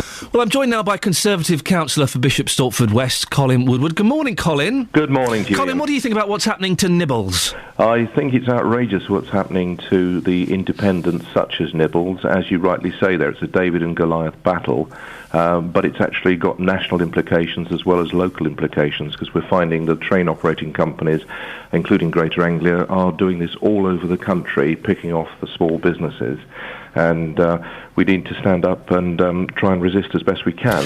This redevelopment at the station needs to happen. £1.7 million. It's going to be fantastic when it's eventually done. But why do they feel the need to get rid of Nibbles? Well, is it going to be fantastic? Yes, we need station improvements, but actually this is going ahead without any local public input. Customers are not being asked what they want. Greater Anglia have... just quite arrogantly actually said, we know what customers want. They're refusing to do a customer survey, and they're using rights granted under public utilities to push through a planning application to largely demolish the station, which is actually described as a happy blend of the 1842 and 1962 improvements in its design that they could incorporate into a new design. And local planning officers are not getting any say on this. Local democratically elected councillors are not getting any say. And they are putting forward a modern glass structure without any sympathy to being on the edge of the conservation area, or, as I say, in any regard to what customers or the public might want. Now, Greater Anglia have said that they haven't begun the tender process for the new retail facility, and Susan will be given the opportunity to tender for the retail facility. So that's fair, isn't it? I would like to think that was fair, but I had a meeting with the head of retail of Greater Anglia, who told me quite categorically there was no planning application in. There's simply been pre-application discussions. But 1 hour after that meeting, I visited the Bishop Stortford Town Council offices, saw a full planning application with a glass edifice replacing our station completely, and emblazoned across the top it had W.H. Smith. So I'm not entirely sure that this is all even-handed and fair. Is this a sign of the times, Colin? Listen, I'm a huge fan of small independent shops. I use them whenever I get the opportunity to. But in 2013, are these businesses feasible? I think they certainly are feasible. There's a lot of customer support there, and there's over 2 million passengers, I think, a year going through the Bishop Stortford station, so there's a lot of support for that local business that's there. And what I'm also finding is that the town has embraced Susan Loder's campaign, because a lot of other businesses in the town, small businesses like Marketing Kinetics and our long-established solicitors, Tees and Bishop Stortford, IT vets, have all come together to help with this campaign, which we're now realising has not only just this local dimension, which is vitally important to us, but also, as I said earlier, the national application. Colin Woodward, Conservative councillor for Bishop Stortford West, thank you for coming on. Greater Anglia didn't want to come on the programme today. Yaboo sucks. Come on, guys, if you've not got a problem with it, come on and talk to us. But they did tell us, we haven't yet begun the tender process for the new retail facility. As part of the £1.7 million improvement scheme, which is planned and will greatly improve the facilities for our customers at the station, Mrs. Lodder is, as an existing station tenant, will have the opportunity to tender for the new retail facility. I wonder how much that's going to cost. I wonder if the rent involved might be significantly higher than what she's paying now. 08459 455 555. What do you think? Is it fair? Is this just part of progress? Do we need to accept it? Or is it the little man, in this case the little woman, being squashed by the big multinational? Well, Chris is on the line. Chris, you've been supporting Nibbles, haven't you? I have. What have you been doing? Just really echoing the thoughts of Colin Woodward and supporting Sue as a local resident of Bishop Stortford. I think it's outrageous that we're taking away small businesses up and down the country, and we're allowing this to happen. And I admire the fight that Sue's putting up.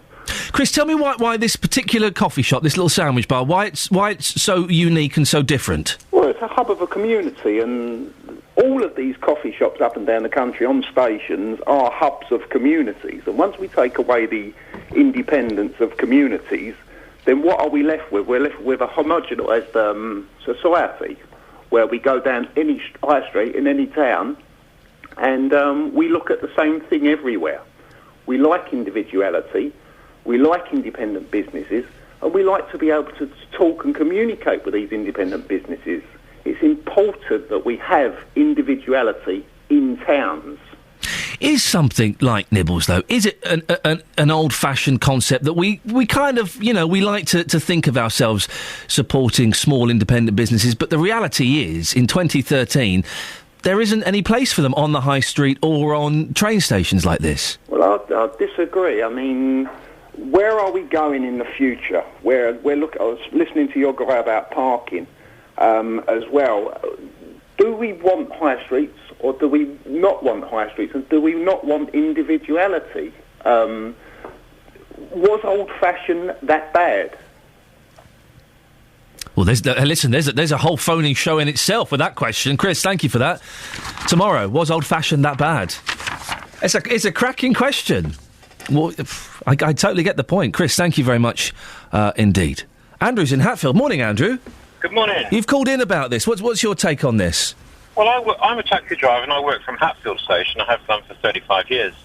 But they're just going to start shortly a revamp of the whole station, and some of the improvements will be good. But one of the things that's going to happen is, because the stations of our buildings are going to be extended out, there's apparently going to be retail outlets inside. And the coffee shop that we use and other people use, which is a really good one, he's been told he's got to go. Just sort of put him out of business. And he's got a coffee shop on Potters Bar Station, Hatfield Station and Stevenage Station. And what do you think about it? There is an argument that these small independent little shops and coffee shops, there isn't a place for them in 2013. Well, that's a shame, isn't it? Because, they give a really good personal service. And they really are useful to us. We can get our newspaper, get our tea and coffee there. It's very reasonably priced. The staff are ultra-friendly. And I'm fed up of seeing all the big multi-companies taking over these places. You don't fancy another W.H. Smith's then, Andrew? I've never gone in one in my life. They look like a jumble sale in those shops. There's just stuff everywhere. I just don't like it. It's very impersonal. Do you know what you are? W.H. Smith's has always struck me as an odd shop. You're right, and I do shop in W.H. Smith's from time to time. It is very messy in there, isn't it? It looks like the stock's just arrived and haven't put it on the shelves yet. And you have to queue. I hate queuing up. Do you know what? When you said that, Andrew, when you said that, I felt the pain and anguish in your voice. I hate queuing up as well. It's one of my least favourite things. If I walk in a shop and there's a big queue and there's like a dozen tills and only 3 are open, I'll walk straight out. Andrew, thank you very much indeed. Did you hear the anguish in his voice then? I hate queuing up. I agree. And he's right. I do use Smiths because they do have an excellent selection of music magazines and comics. So I can go in and get me Mojo, and the boy can go in and get his whatever rubbish it is he's reading this week. It's still the Octonauts at the moment. But it is a mess in there. W.H. Smith doesn't quite know what it wants to be. Is it a newsagent? Is it a toy shop? Is it a bookshop? Is it... what is it? I'm surprised it's still doing well. I really thought when Woolworths went that Smith's was going to be the next to know. But it keeps on thriving. What do you think? Are you... we're talking about Nibbles here. This particular shop at this particular station. We can expand it slightly to the small independent shop versus the big corporation, Globotech.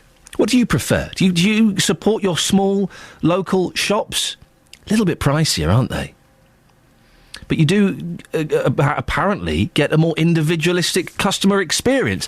08459 455 555. Travel news for beds, cards and bugs. BBC Three Counties Radio.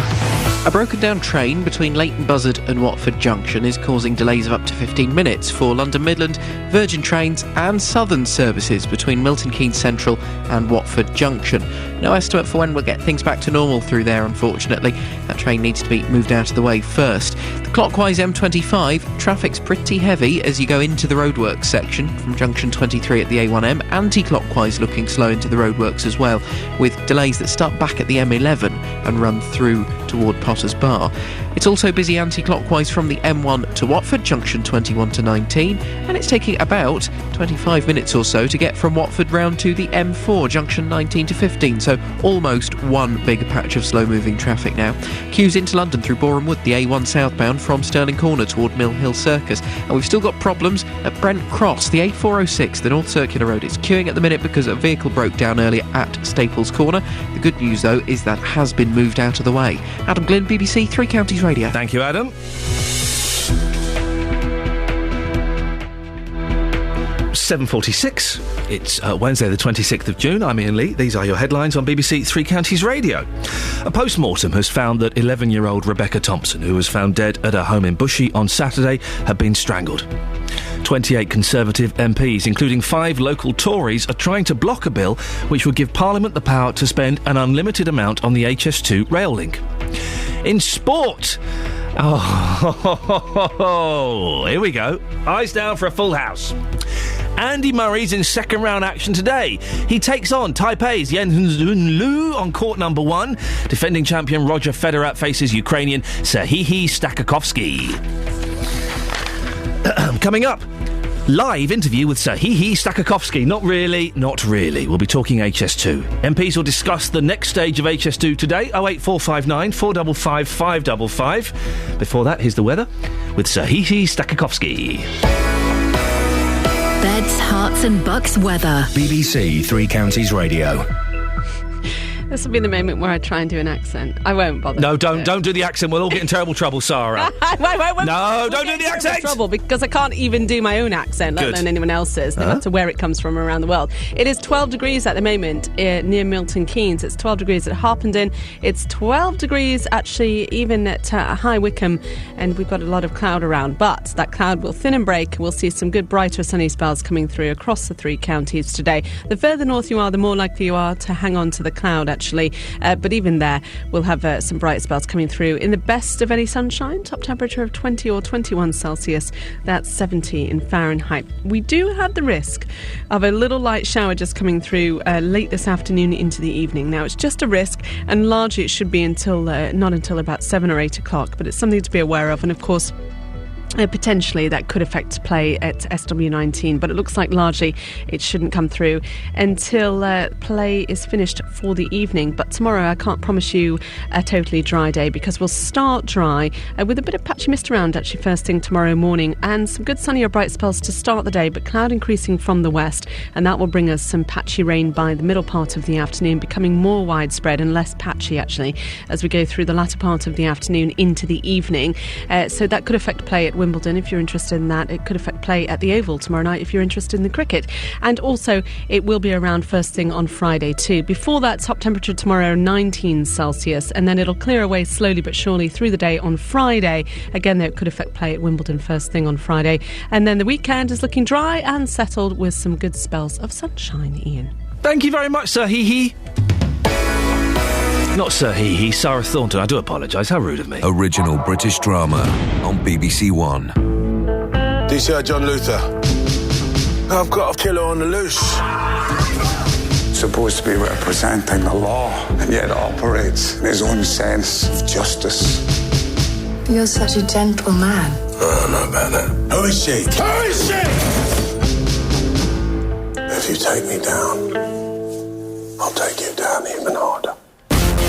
Luther returns next Tuesday night at 9 on BBC One and BBC One HD. Why? Well, I shall certainly be Sky Plussing that and probably not watching it. It doesn't sound like my cup of tea, but I bet you'll like it. Oh, it sounds wonderful for you, just not my thing. MPs will discuss the next stage of HS2 today. The £36 billion high-speed railway is planned to run through the Chilterns. If passed, today's bill will allow the government to press ahead with buying land, paying off residents and designing the route. Well, Chief Treasury Secretary Danny Alexander has told the Commons the government is committed to the project. It's a massive project that has the capacity completely to transform the regional economic geography of this country. This government is totally committed to delivering it, and we will do so. Well, though there's lots of opposition along the route in Buckinghamshire, there is considerable support for the project among the business community in the north. Well, John Lamb is from the Birmingham Chamber of Commerce Group. He's in our studios in Birmingham, and John Gladwin is from the Chiltern Society, who oppose HS2. Good morning to both of you. Good morning. I'm going to use your surnames just to make things a little bit easier, so don't think I'm being formal. We'll start with you, Mr. Gladwin. Tell us why there's so much opposition in this area. Well, first of all, the railway doesn't look as though it's needed at the moment. Capacity is certainly can be provided on alternative bases. Rod Edrington, in his report, recommended upgrading existing assets first rather than new schemes last. So that's the first thing. The second thing is that the business reports have come out from the National Audit Office and from the Major Projects Authority saying that the economics don't look very good. Thirdly, the capacity used to calculate HS2 was shown to be using an older model, and when they did the West Coast Main Line franchise, the new model showed substantially lower growth in demand. So we can see that this argument about capacity isn't needed. Well, let's put those points to Mr. Lamb. You're in favour of this. What do you think about the figures? Are all a little bit wrong. Yeah, yes. I mean that has been admitted, hasn't it? That the opposition had based some figures on outdated and obsolete economics. But for Mr. Gladwin to say that it's not needed at the moment, that may well be true. But in 20, 30 years' time, I don't know where he thinks we'll be going.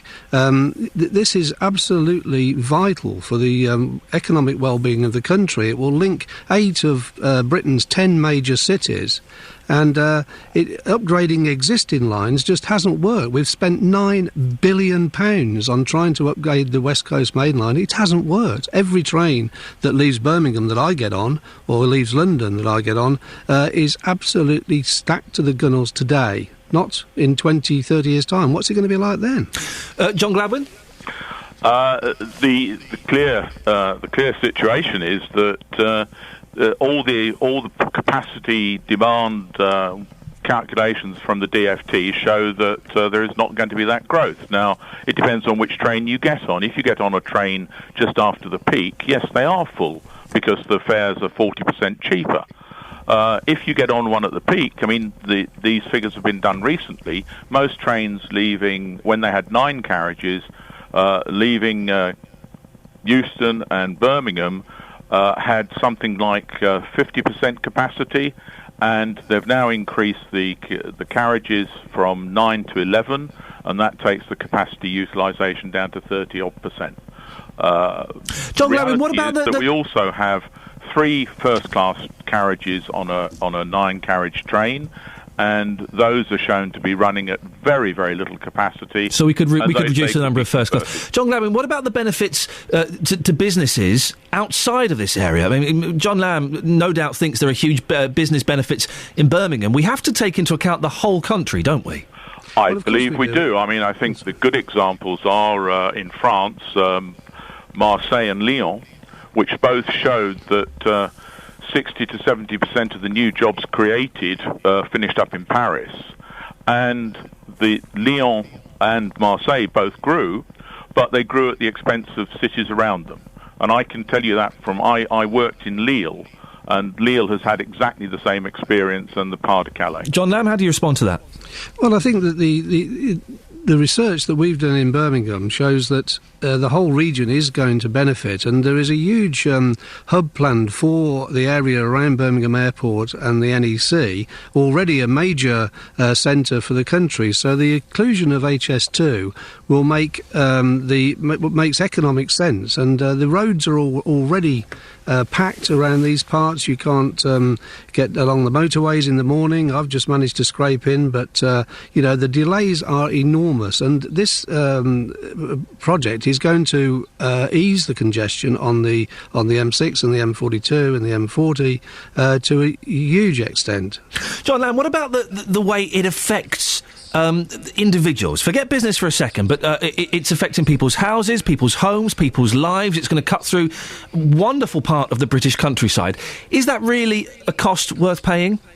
Yes, it is, because the Chilterns are not alone in this. This is going to have a big impact in the area where I live, which is within a mile of where the HS2 route is proposed. But a lot of people around here understand that the economics of this make absolute sense, and it's got to be done for progress's sake. But by 2026, we will not be able to move on the existing rail routes. Even just tinkering with capacity and first-class carriages is not going to work. John Lamb, is this just NIMBYism? To a degree, but it's understandable, isn't it? I mean, I could, as I said, I live within a mile of the proposed route, but I'm not against it. I can understand it.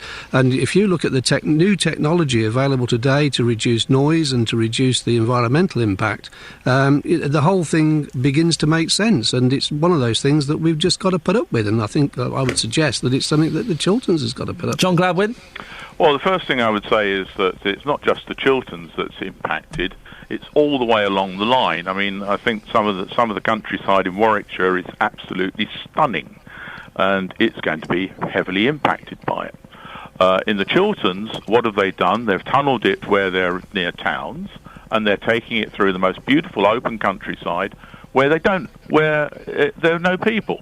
But what is the point of having designated areas like areas of outstanding natural beauty, which have the same status as national parks, and then as soon as you say, we need a bit of growth in the north, we'll just ram it straight through a national park. I mean, the routes that have been looked at are wrong. Without a doubt, they've gone through the widest part of the Chilterns. They haven't looked at following motorways. Interestingly enough, if you look at it when they've designed Phase 2, they've avoided all national parks and AOMBs, and they've also followed motorways and railways. So, the first thing is, if we're talking about the future, the first thing we need to do is to sort out where we're going to put the runways. Once we sort out where we put the runways, we can then decide what infrastructure we need. But, for instance, if the government decides it wants to take Stansted as the new hub in the southeast, then the sensible thing to do would be to connect high-speed rail to Stansted. John, just stop there for a second. Mr. Lamb, I'm getting confused with all these Johns. He's got a point, hasn't he? I mean, all this is going to do, really, isn't it, is just make it a little bit quicker to get into London from the rest of the country. I mean, that's an added bonus. The main problem here is capacity. Despite what John says, the capacity is going to run out, and high speed happens to be a bonus. Why not build a high speed train if we can? And really, John's remark about this is all being done for a bit of growth in the north really sums it up, doesn't it? It isn't a bit of growth. It's an absolutely vital economic move for the whole of the country, one that will have an impact on 8 major cities in this country. Chaps, we have to end it there. Sorry to cut you short. John Lamb was the last voice you heard there from the Birmingham Chamber of Commerce Group. He was in our studios in Birmingham, and John Gladwin is from the Chiltern Society, who opposes HS2. I hope you both feel you got your points across. We should just call everybody by their surnames from now on. Isn't that a much more civilised way of doing these things? You see, there was a nice reasoned debate. I think because we were being a little bit more formal. Thank you, Johns. Here's a travel with John Glynn. News for beds, cards and bugs. BBC Three Counties Radio. Thank you, John Lee. The clockwise M25, heavy traffic as you go past the A1M junction 23 into the roadworks. Anti-clockwise looking very slow through the roadworks as well. It's pretty slow from the M11 at junction 27 all the way through to the A1M, taking about 35 minutes to get through. If you're continuing further around the M25 anti-clockwise from Kings Langley to the M40, junction 20 to 16, you've got a big patch of slow-moving traffic now, taking around 35 or 40 minutes to get through. In toward London, Boreham Wood, the A1 is queuing along the Barnet bypass from Stirling Corner toward Mill Hill Circus. If you're going further into London, Brent Cross and the North Circular totally clear now at Staples Corner after a broken down car earlier this morning. On the trains though, 15-minute delays, a broken down train between Leighton Buzzard and Watford Junction, affecting London Midland, Virgin and Southern. John Glynn, BBC Three Counties Radio. Thank you, John. Coming up, do you like chest hair? We'll be speaking to our chest hair correspondent, John Dealey. But before that, here's the news. You've got it with John Boyle. On FM, AM, online and digital radio. This is BBC Three Counties Radio.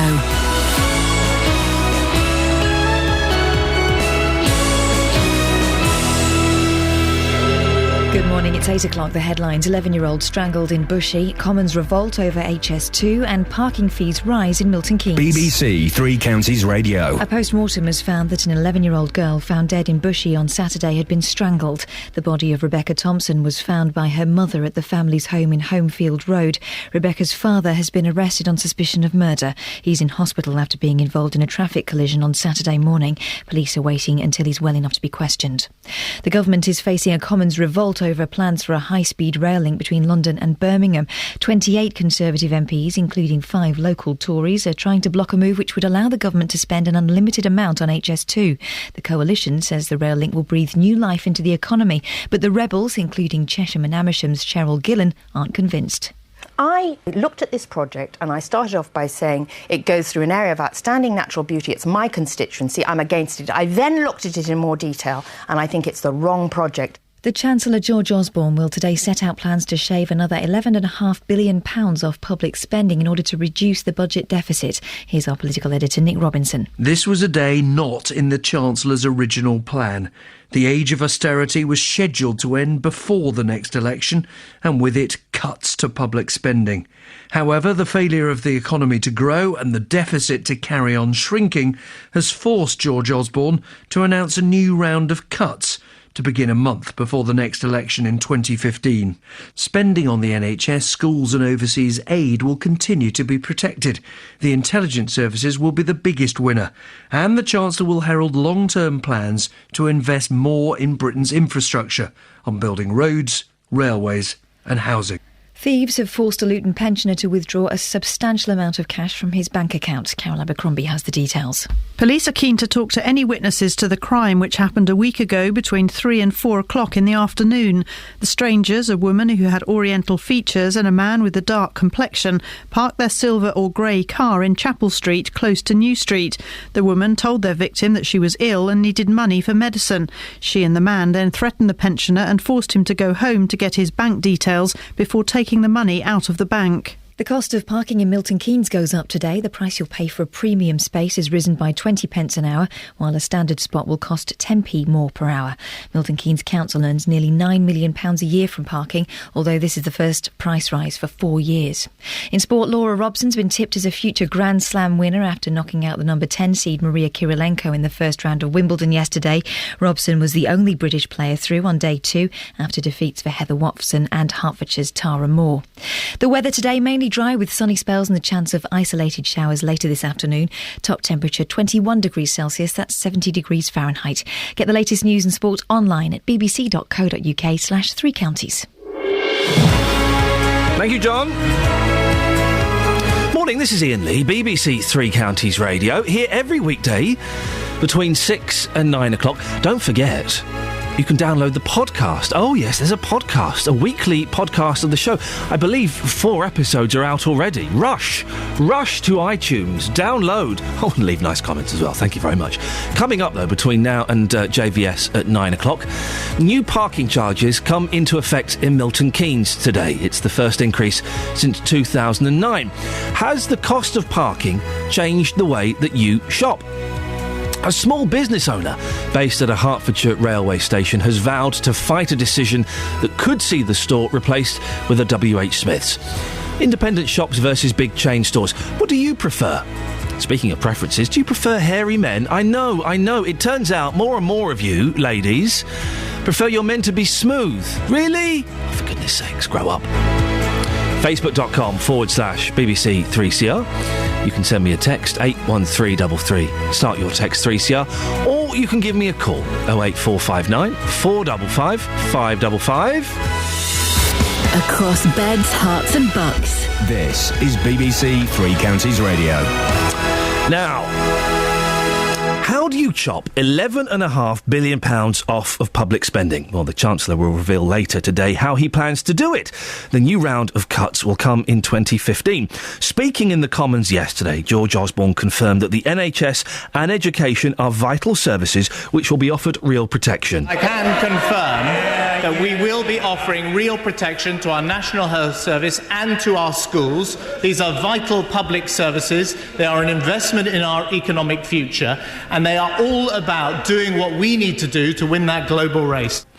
Well, it'll be his second spending review. The first, his £83 billion review in 2010, was meant to bring the economy back on course.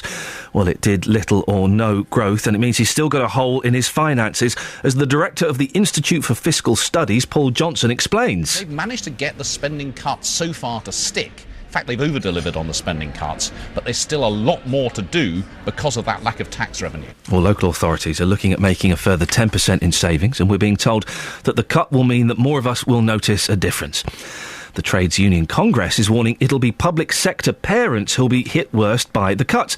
They're suggesting that more than 180,000 children with a parent working in the public sector will be pushed into poverty by 2015. They're collecting stories across the UK from people who are being affected by the cuts, and today they've brought a big bus to the three counties. Well, Laurie Hesselton from the TUC joins me live in the studio. Morning, Laurie. Thanks for coming in. The TUC says it's going to convict the government with these stories. Are they going to take any notice? Well, we brought a bus to Luton as part of a 2-week tour. There are actually 3 buses going around the country, and one in Wales and another in Scotland in addition to that. Obviously, the TUC, we collect lots of evidence, statistics, crunch some numbers, but it's really important to collect real-life stories, to contextualise that information. So what kind of stories have you got? Well, stories are legion across society. Now, parents with children in poverty, pensioners in poverty, public sector workers with pay freezes, people losing their jobs, but even more than that, people who are seemingly employed but have very few hours to work or working way below their skill level. And it needs to be remembered that although the employment figures look strong, the value of the average wage per hour in the east of England since 2007 has fallen by 10%, and that means an awful lot of people are living with, if you like, austerity, squeezed pay and cuts. Why public sector workers? Why are you focusing on those? IFS, Institute for Fiscal Studies, has calculated and agreed that there'll be 1 million extra children in poverty by 2020. We're focusing a bit on public sector workers today because they've had, some of them, a 3-year pay freeze, and they're now looking at a pay freeze going on into the future. A pay freeze isn't an abstract thing. If someone's on possibly a low-paid job already, particularly with the NHS or local authorities, and have had a pay freeze for 3 years, it's not surprising that by the time that runs through time, that their children are forced into poverty. What's the definition of poverty? Because to me, poverty is kids haven't got any food. When a lot of people have got 3 TVs, 2 cars, a couple of iPads, that's not poverty, is it? No, well, there's a technical definition which is 60% of median wages or whatever. That won't necessarily mean an awful lot to people listening in. But another definition of poverty is that we now have 500,000 people in Britain going to a food bank every week. We've got a food bank here in Luton. We've got soup kitchens opening up all around the country, and the advance that had been made on child poverty is now going backwards, if you like, and we're reaching a situation where, if you like, poverty for a lot of people is the new normal. What do you suggest the government does then? From the TUC perspective, we don't think that there's no hope, that there isn't an alternative. We have a campaign plan, and we have a programme of measures that we'd like to be taken. We'd like a stimulus package like the one that they have in the United States, which has helped a lot in boosting their economy. It needs to be remembered, our economy is still 3% smaller than it was in 2008. We'd like an industrial strategy like the one they've got in Germany. We'd like a training and education strategy like the German economy is kind of slowing down and looking like it's about to buck its recent trend, isn't it? It might be slowing down, but everything is relative. It's not slowing down relative to us, and it's doing it at, if you like, a high living standard already. There's no doubt the German economy is well suited to go forwards. We also like critically a house building programme. Building houses gives somewhere places for people to live, but it also gives people jobs. We'd like to see old buildings retrofitted to make them environmentally sound. We'd like to see investment in research and development to drive the economy forward. We need to push the economy forward. There's no growth, there's no tax increase, there's no tax revenues coming to the government, and we never get out of the hole. And the thing that Britain needs most of all is Britain needs a pay rise. But Britain can't afford a pay rise, can it? That's the thing. Britain can't afford a pay rise at the moment. Everybody's having to make cuts, and everybody's having to tighten their belts a little bit. Well, the government's analysis was that if it put in its austerity programme, it would solve the debt problem. The truth is that hasn't worked, and the debt has plateaued at £120 billion a year. It was £120 billion last year and the year before. And so, because there are no new tax revenues coming forwards, the debt deficit exists year on year on year. If we don't get growth, we don't get jobs, we don't get new tax revenues, we stay stuck in this situation. Government's programme so far hasn't worked. And it's not just us saying it. The IMF, the Financial Times, and lots of authorities have also said it. What's working, what's being done so far isn't working. We need a programme for growth and jobs. If what you're saying is true, that it hasn't worked so far, is going on to a completely different tack right now, is that really the best idea? To start spending more money and to start... But the analysis I always have is if I'm overdrawn on my credit card, I don't go and spend more money on my credit card to stimulate it. I stop spending. It very much depends, obviously, what the borrowing is for. If I've got time, I'll give you a little story, if you like. If you imagine you've got a family, a father, a mother, and two adult children, and they've got a transit van, and the transit van fails its MOT, and they use the transit van to deliver flowers. That's what the parents do for their work. And one of the young children, the daughter, she's just done a sports science degree, and she wants to coach women's football and to referee games, and the son, he wants to deliver leaflets, but that transit van has failed its MOT. Well, they've got a choice. They can borrow some money to get the repairs done on the van so they can go back out to work, earn more money, and then pay tax to us, if you like, to the government. Or they can say, van's broken, can't repair it, can't borrow money, it's bad. And if you like, their economy crashes, and our economy is crashing. But you're not seriously suggesting we borrow more money on top of this huge debt we've got? We borrow more money. I am actually, yes. Really? To spend on investment, to spend on schools, to spend on the industrial strategy.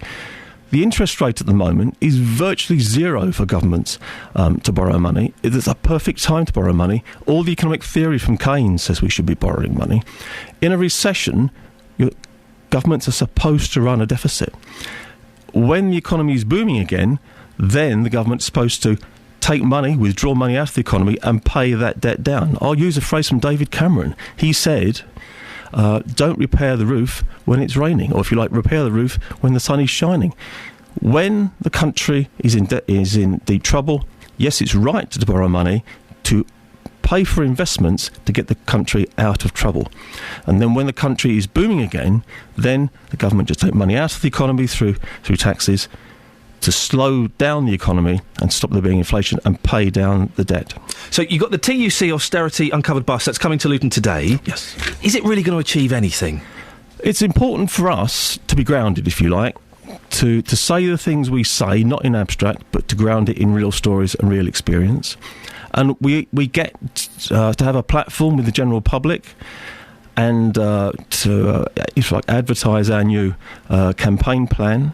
And we build profile because people need hope in this time. not just more despair. OK, well, listen, the bus is going to be parked outside the Town Hall in St George's Square today, I think from 9:30, is that right? Well, it'll be active from 10 until about 5 p.m. It'll be brilliant. People want to come and down and see the bus, and if they like, tell us their story, write it on a piece of card, we'll put it on the website, or there'll be a camera down there to film pieces for a documentary. Laurie Hudson from the TUC, thank you very much for coming in this morning. Have you got nice weather today? I think you have, looking out the window. Sun shining on the TUC today. It could have been worse. Laurie, thank you very much indeed. 08459 455 555 is the telephone number. If you want to give us a call on that, you can text as well. 81333. Start your text 3CR. Or you can go to the Facebook page. You've been very busy on Facebook. I'll look at the Facebook page in a little bit. You've been putting... I know, we're jumping all over the shop today. Chest hair... Economies, HS2, it's been a very busy day. You can go to the Facebook page, facebook.com/BBC 3CR, and leave your comments on there. We're also talking about free parking. Let me read a couple of these. Gary in Luton has texted in.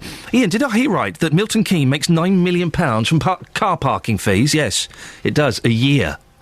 If that's not a cash cow, I don't know what is. Are they trying to say it costs that amount on maintaining them? Because I've never seen a lion being painted, let alone any other works. That chap you were speaking to also said it pays for people to walk around keeping cars safe. I'd love to know how much they earn. If we're paying for people to keep vehicles safe, why are there disclaimers saying park at your own risk? Councils must be raking it in with parking charges, traffic wardens and cars with a CCTV on top. And Reg in St Albans says Baldock does a parking scheme called Free After 3. I think this is a good idea. Well, there you go. Right, 8:15. Let's get the travel news now. Travel news for beds, cards and bugs. BBC Three Counties Radio. Delays starting to build on the A1 as you come down toward the Black Cat roundabout from St Neots. It's looking particularly slow. Also looking like the speed sensors are picking up some delays on the A428 and the A4280 along the Bromham Road in toward Bedford. Things moving reasonably well on the A6 and the A5 this morning. It looks like the A414 is starting to slow up a fair bit though as you come toward the London Coney roundabout. In fact, both ways approaching the roundabout, it's looking busy. On the M25, you've got clockwise delays passing the A1M and going toward Potter's Bar in the roadworks. Anti-clockwise, much slower from the M11 right the way through the roadworks to the A1M, taking about 35 minutes. Then another 35 or 40 minutes worth of traffic from Kings Langley at junction 20 to the M40 at junction 16. Into London through Boreham Wood, you've got queues on the A1. Traffic is heavier than normal southbound coming towards Stirling Corner. Things on the M1 looking reasonably good though. On the trains we've got some problems. London Midland, Virgin and Southern all delayed by up to 15 minutes between Milton Keynes and Watford Junction. It's because of a broken down train between Leighton Buzzard and Watford Junction. Adam Glynn, BBC Three Counties Radio. Adam, thank you very much indeed. Right, 8:16, it's Wednesday the 26th of June. I'm Iain Lee. These are your headlines on BBC Three Counties Radio. A post-mortem has found that an 11-year-old girl found dead in Bushey on Saturday had been strangled. 5 local Conservatives are part of a Commons revolt over the government's plans for a high-speed rail link between London and Birmingham. In sport, on day 3 at Wimbledon, Andy Murray is in second-round action later. He takes on Yen Sun Lu on court number 1. Coming up, car park charges at Milton Keynes. That'll keep the kids listening. BBC Three Counties Radio.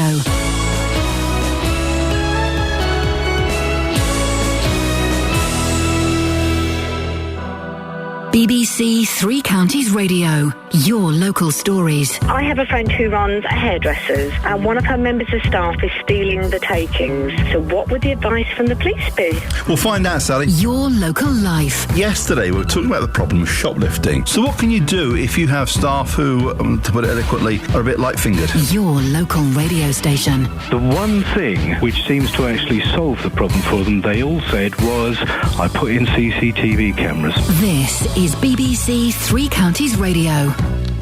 Oh, there's a very heavy bass note at the bow at the rear of that. Good morning, Jonathan Vernon Smith. Good morning, fluffy hair. Oh, I've not put any product in. No, you haven't. No. You've got a lovely natural curl, haven't you? I believe that to be the case. Are you hairy? I can see a little bit of chest hair just poking out there. Yes, I'm quite hairy. But these men that wax them, why would anyone do that? I don't know. It's wrong. And I couldn't shave so close to my nipples. Mind you, if you've got a good body, perhaps it's worth shaving it because you then show off your body, whereas if you're hairy, I mean, what's the point? You can't see it. You can see my good body. Well, Burt Reynolds, Sean Connery, and the Knight Rider. They've all got great bodies, right? And they've all got hairy chests. There's nothing sexier than a hairy chest, running your fingers through a hairy chest on a man. If you're a lady, or if you're a gentleman, it's 2013. Anything goes these days. Anything goes. You've obviously given this some thought. I've given it a lot of thought. Right. Yes, a lot of thought. I've interviewed gentlemen and noticed that the thing is, when you wax it grows back again and itches. I'd imagine. So have you never tried it? I've never tried it. No. Right. You should get little whiteheads all over your pecs. I bet you would. 08459 455 555. If you're a lady that finds... your producer's almost holding her head in her hands at this conversation. I've not asked her for a preference, but... ladies, can we find a lady to call in who prefers... Can we get one who prefers smooth chests and one who prefers hairy chests and let them... Fight it out. Let's have a Harry fight. Hill-style fight. Now, you've got quite a serious thing on your show today, haven't you? What are you talking about? Coming up this morning on the Big Phone-In, what should we do with Iain Brady? The Moors murderer is in court and he wants to prove he's sane enough to leave hospital and go to prison. Why? Well, he's fed through a tube in hospital, but in prison he would be allowed, in effect, to starve himself to death. Well, many people think that's exactly what he wants to do. Brady spoke in public for the first time in nearly 50 years yesterday.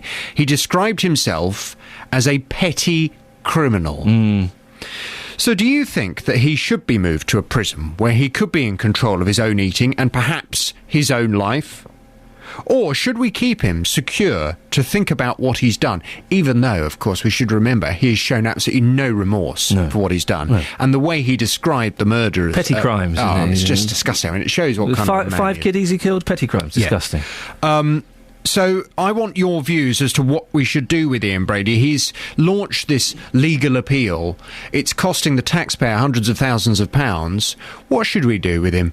People like this, what really should we do with him? Should we just say, the best punishment for that man is keep him incarcerated in that psychiatric hospital, keep force-feeding him, because if he wants to die, then that's a great punishment for him, to keep him alive and to live to a ripe old age dwelling on what he's done? Or...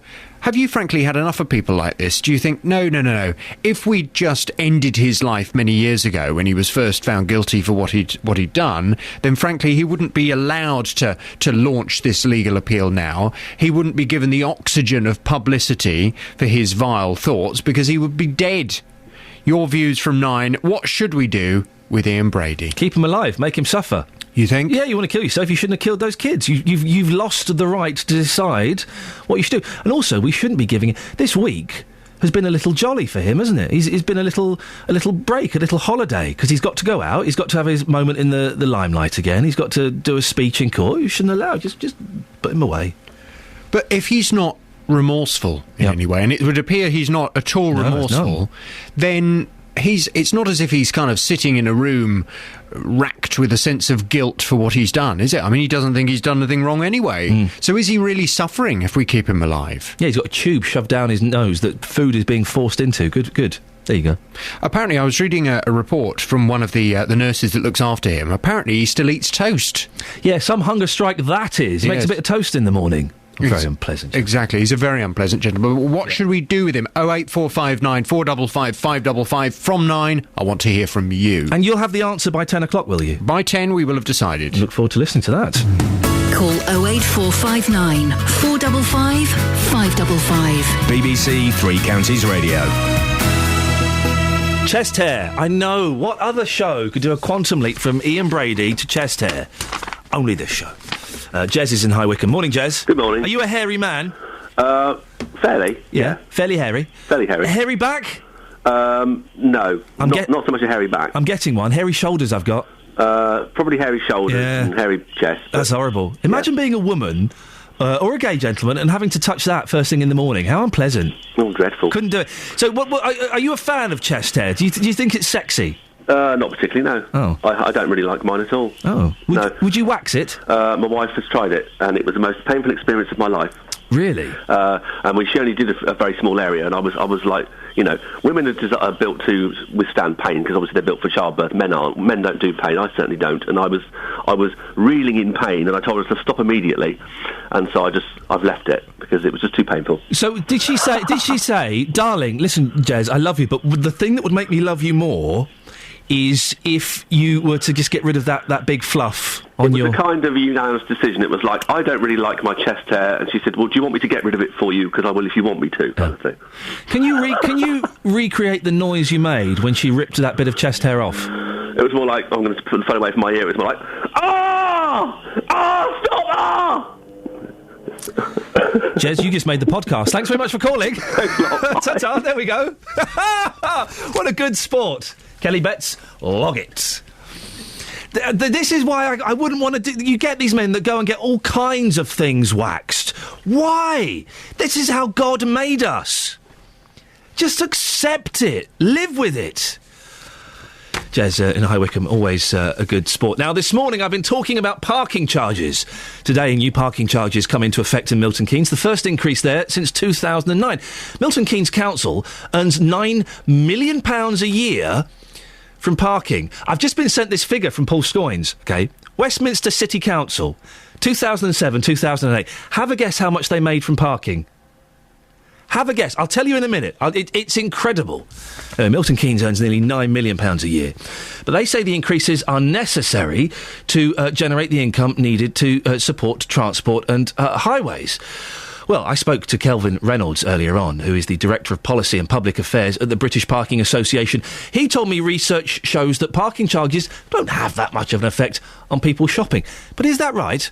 Well, Justin has been out to get your opinion. Justin, have a guess. At Westminster City Council, it's in London, 2007, 2008, that year, financial year, how much did they make from parking charges? Well, if you're talking £9 million in Milton Keynes, I'd say, what, £50 million? Yeah, and then some, £85 million.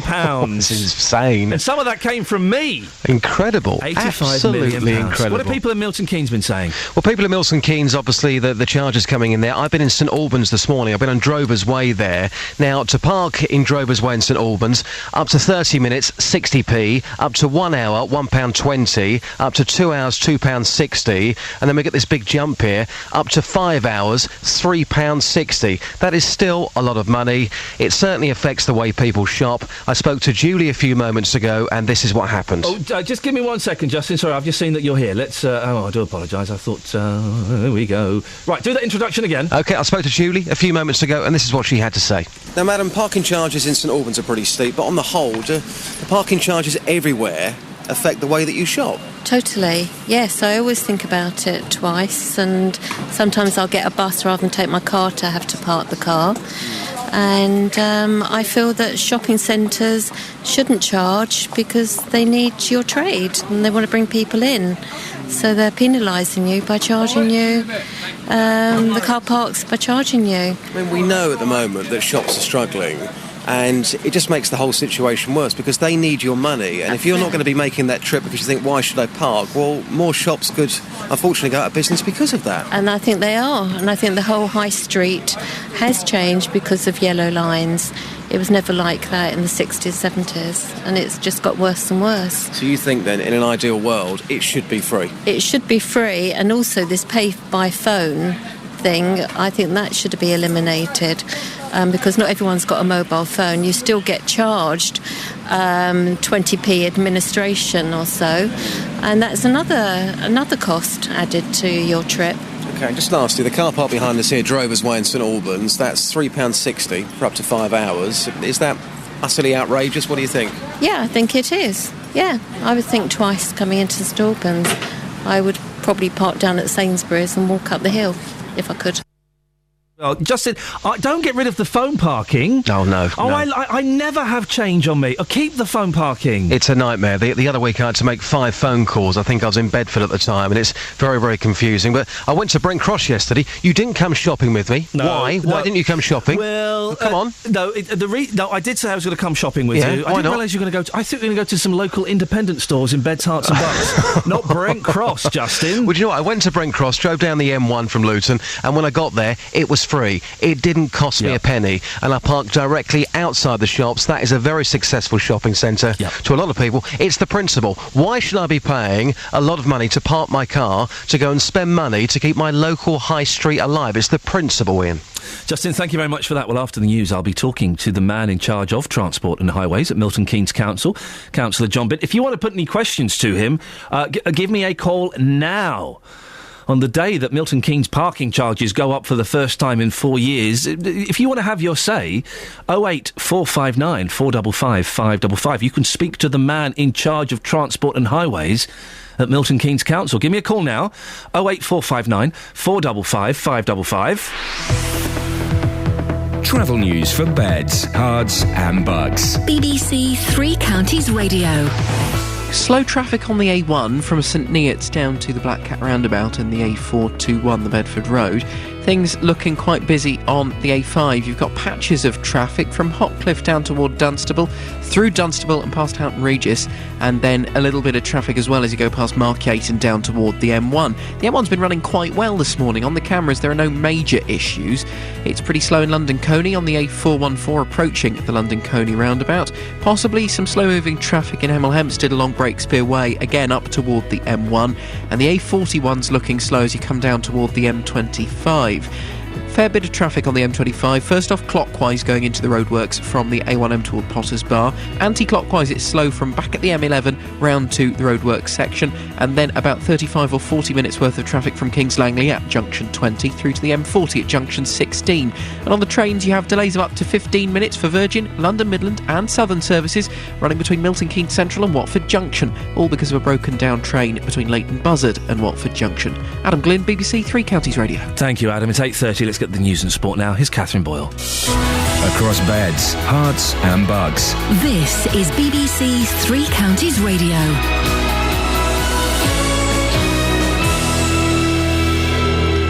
Good morning. The headlines. A post-mortem has found that an 11-year-old girl found dead in Bushey on Saturday had been strangled. 5 local Conservatives are part of a Commons revolt over the government's plans for a high-speed rail link between London and Birmingham. And the Chancellor George Osborne will today set out plans to shave off another £11.5 billion from public spending in order to reduce the budget deficit. Three Counties Sports. BBC Three Counties Radio. Laura Robson says her first round victory in the ladies' singles at Wimbledon was a great surprise. The British number 1 defeated 10th seed Maria Kirilenko 6-3, 6-4. I didn't expect to win. You know, I thought if I go out there and play well and try and dominate from the start and keep the first serve percentage high, then I would give myself the best chance to win. So, yeah, that's what I was trying to focus on, and that's what I managed to do. Not such good news for our local wildcards. Tara Moore from Potters Bar lost to the Estonian Kaia Kanepi 7-5, 5-7, 7-5 yesterday, and Welling's Dave Rice was supposed to be playing alongside Sean Thornley in the doubles, but that match was cancelled. In football, Manchester City and Juventus have agreed a deal for striker Carlos Tevez to sign for the Italian champions in a transfer worth up to £12 million. Tevez still has a year to run on his City contract. Dean Lewington has signed a new 2-year deal with the MK Dons. The left-back is the longest-serving player at the club, and next season will be Lewington's 10th campaign with the Dons. Meanwhile, coach Iain Wright has left the club, although he will continue to help on an ad hoc basis. Wycombe Wanderers have signed winger Paris Cowan Hall from Plymouth Argyle. That's on a 2-year deal. Finally, the British Swimming Championships, which double as the World Trials, begin today in Sheffield. Luton's Lawrence Palmer competes in the 50 metres breaststroke, and Aylesbury's Craig Gibbons is in the 100 metres, as well as the 50 metres freestyle, which takes place today. It's going to take a big swim, but I've put the training in this year, and off the back of a successful Olympic year and everything that went well for me last year, the confidence is high, so I'm looking forward to it. And that's your latest news and sport. I'll be back with more at 9 o'clock.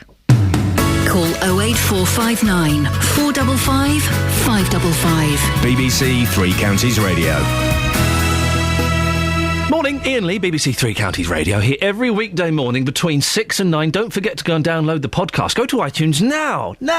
Type in Iain Lee, I-A-I-N-L-E-E, and download. There are 4 episodes up there. A new one comes out every Friday. Coming up in the last 30 minutes of the show, more about the parking in Milton Keynes, more about hairy chests, and possibly a little bit more about HS2. We shall see. Now, has the cost of parking changed the way that you shop? Today, new parking charges come into effect in Milton Keynes. It's the first increase since 2009.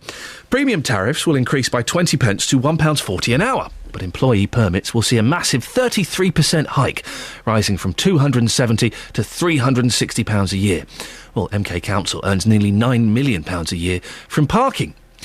08459 455 555. Conservative councillor John Bint is in charge of transport and highways at Milton Keynes Council. John, why are these increases coming in today? They're coming in today because when we set the budget for the council services for the year, which was set back in February, this was the decision that council came to, and they're coming in now because they have to go through legal processes, organise things with your parking contractor and those things, so that's why it's coming in now. How much extra money per year are you expecting to raise? Probably a couple of £1 million in total, and clearly that is used within the transport department to provide pothole repairs, new signage, subsidised bus services. So all of the money that's raised will go to transport?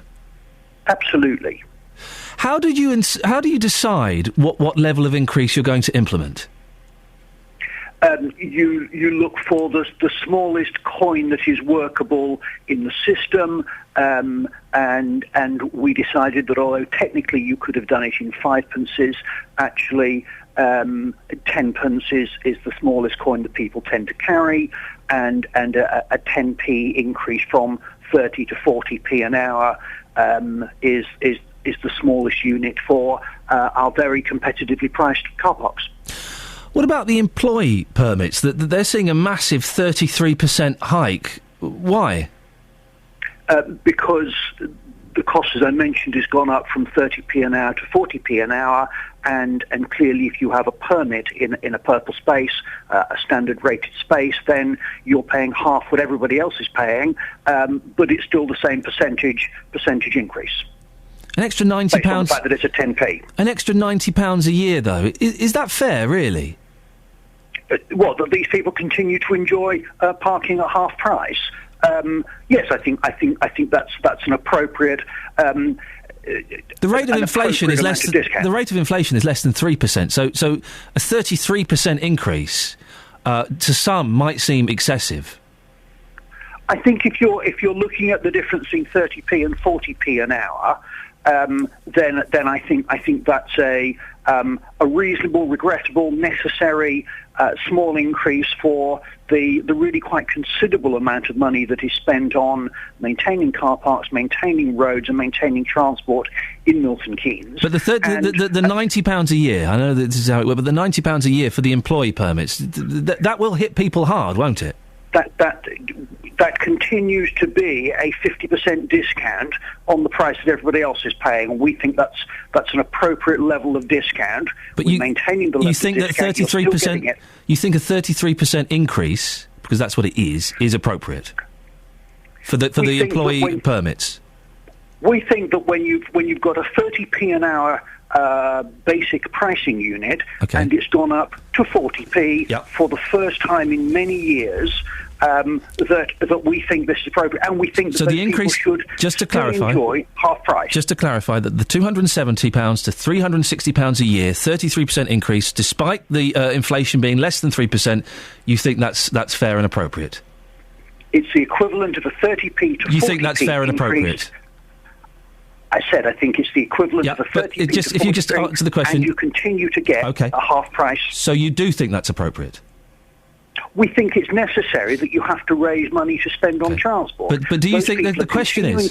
The question is very specific. I heard your question. Could you answer the question then, John? Do you think that's appropriate? I've made the point that when you have units of 30p to 40p, when you John, have a unit of 10p, I'm asking I heard your question and I've answered it. I'm asking you a very, very specific question, and if you could, maybe I'm not explaining it clearly enough, but just to clarify, you think the increase from £270 a year to £360 a year, a 33% increase for the employee permits, when inflation is less than 3%, do you think that's appropriate? We think it's a necessary way of working, given the units and the multiples of the way these things work in 10p and coins. And we're retaining the discount of people buying permits continue to get half price on their parking. So you do think that's appropriate? I'm sorry, I'm confused as to why you're slightly not answering the question. You do think that's appropriate? I think I've given you an answer. I think you're trying to put words into my mouth. Well, I'm trying... John, is it appropriate? Yes or no? It's a yes or no answer. You're talking about this 10 pence increase, this 33% increase, when inflation is less than 3%. Is that appropriate? That's a simple yes or no. This is the first time these prices have gone up for nearly 5 years. Oh, John, for goodness sakes. It's a yes or no answer. You've had a clear answer. I'm sorry it wasn't the one you wanted. It's not clear. I think you're fudging ever so slightly, sir, if you don't mind me saying, and I think the listeners will as well. Let's stay there, John, because we can speak to Phil Windsor, who's City Centre Manager for Milton Keynes City Centre Limited, who represent the interests of 50 companies based in Milton Keynes. Phil, this 33% increase, do you think that's appropriate? Well, I'm sorry. I just don't think it's appropriate in this current financial climate. We've got, as you say, 50 members from blue chip companies down to SMEs situated in central Milton Keynes, and it's their employees are going to have to take the financial hit. When, as you say, we've got inflation nationally running at less than 3%, about 2.6, 2.7%. And how on earth, John can say, well, this is fair and reasonable. I just don't understand. I mean, his point about the coinage, I pay every day when I go to work at the pay and display, and if I haven't got the appropriate coins, in effect, I pay over as many people do. They could have gone for a 5p, but they decided 10p was more common. I don't quite understand that one. In respect of the permits, the fact is that those permits are bought probably on credit or debit cards or cash at the parking office. So the whole issue about 33% increase for employees paying on a permit, not having to put a 5p coin in a slot, it just doesn't make any sense at all. And I think what really annoys our members is, 33% is a whopping increase, even having regard to the fact that prices have been frozen for a couple of years, is what is the money being spent on? And John just referred to potholes, signs and subsidised transport. Potholes in central Milton Keynes are not being repaired. Granite sets are still kicked up at corners. Signage, well, it gets worse by the week as signs become worn and you can't actually read where some of the parking areas are. The actual colours for standard and premium rate are wearing away, so not before long people won't know what to put in the machine because they won't know what colour they're parking in.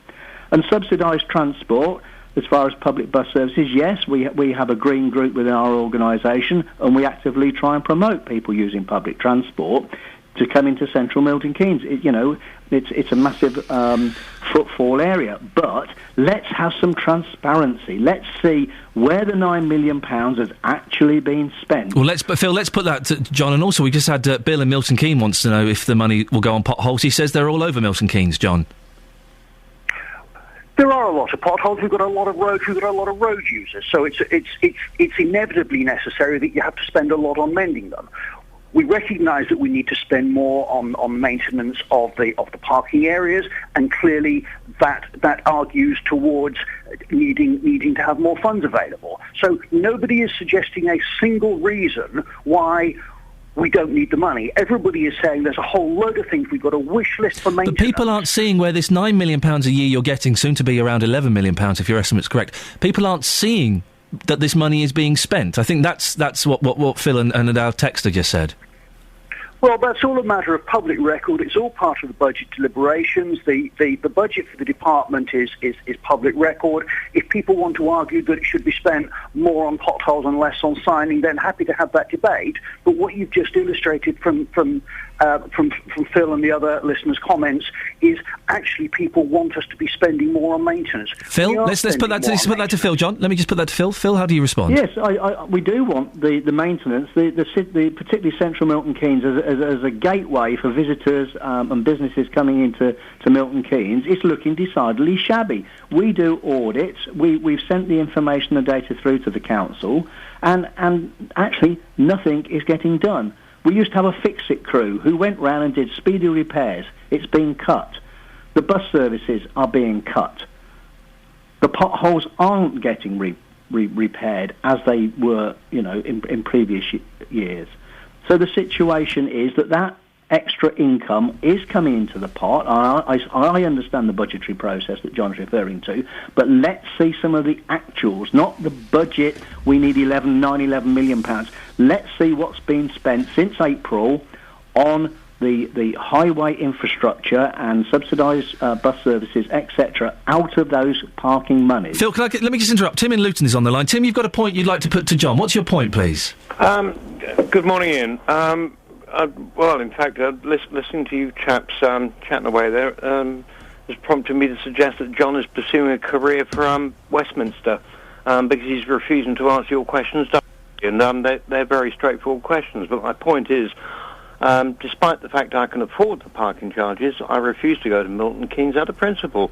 It's, in essence, really a very nice shopping centre. But why can't they do, for example, when my father was in hospital over in Hemel Hempstead, to avoid the excessive parking charges in Hemel Hempstead Hospital, I would park in Asda, and sorry to mention the company name, but to avoid paying their parking charges, if I shopped in store, my parking fee was refunded. So, Tim, you're basically, just because we're running out of time, you're saying that the parking charges in Milton Keynes are keeping you away from using the shops there? In essence, yes. John, how do you respond to that? Milton Keynes has some of the cheapest city centre parking of any of our neighbouring towns and cities, so I know everybody would like everything to be cheaper. We very much regret the fact that there needs to be an increase, but you've just heard a whole load of reasons why people want us to have more money to spend on maintenance. Are you worried that people will stop coming into Milton Keynes to shop? We've had lots of texts and calls talking about that. We know the market traders are worried that they will see a decline in their business. Does it concern you at all, John? We're clearly very sensitive to that, and we have looked in quite a lot of detail at what other city centres are charging, and clearly the fact that there's out-of-town centres, some of which in Milton Keynes are kind of within the conurbation, where the car parking area is paid for by the shop and people pay for that out of their food. Shopping, and we can't do that in CMK, but clearly we are sensitive. We believe that in view of the demand and the fact that it's a great place to go, and the fact that everybody wants us to spend more on maintenance, and despite Phil's comment, actually we have spent several £1 million in the last year or so on the walkways and footpaths around the city centre, which lots of people have emailed me to say are looking really smart, going down towards the station. So we are continuing to invest in that. We're sorry it costs money, but it costs money. The motorist gets a great value parking in CMK compared to any other place, and the money is being spent on roads and transport. Phil, final word to you. I think John needs to actually go out and go and visit some of our competitive towns nearby. I was recently in Northampton and went to a meeting and the first hour was free. So I really don't think his benchmarking is up to date or he's being misled by his officers. There needs to be a rapid rethink on this to look hard at where the money is being spent. Let's just have some transparency. We all know about the costs and the maintenance is required, and if every penny that people spend was spent on transport-related matters and it was all put in the public domain, fine. Then let's have a further debate. Phil, thank you very much indeed. The two voices you heard there, Phil Windsor, City Centre Manager for Milton Keynes City Centre Limited, and the other gentleman was Conservative Councillor John Bint, who's in charge of transport and highways at Milton Keynes Council. Want your say? Got 15 minutes left of the show. 08459 455 555. Travel news for beds, cards and bugs. BBC Three Counties Radio. Still some delays on the A1 as you come down from St Neots toward the Black Cat roundabout, and it's looking a little slow according to the speed sensors as you then come into Sandy as well. In Hitchin, things aren't looking too bad for the minute, but sensors are picking up a short delay as you come along the A600, the Bedford Road, on the southbound side into Hitchin.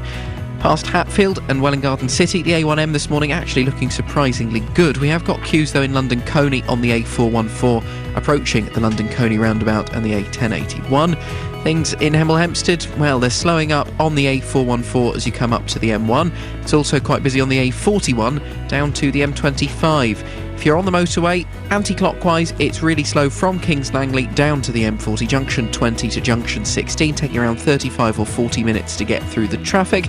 And if you're driving further into London on the A1, it's still looking slow through Borehamwood down toward Mill Hill. On the trains, good news, because most of the delays seem to have eased off a little bit. We've got delays of up to 15 minutes, though. London Midland, Southern and Virgin train services, Milton Keynes Central to Watford Junction, after a train broke down earlier this morning between Leighton Buzzard and Watford Junction. Adam Glynn, BBC Three Counties Radio. Adam, thank you very much.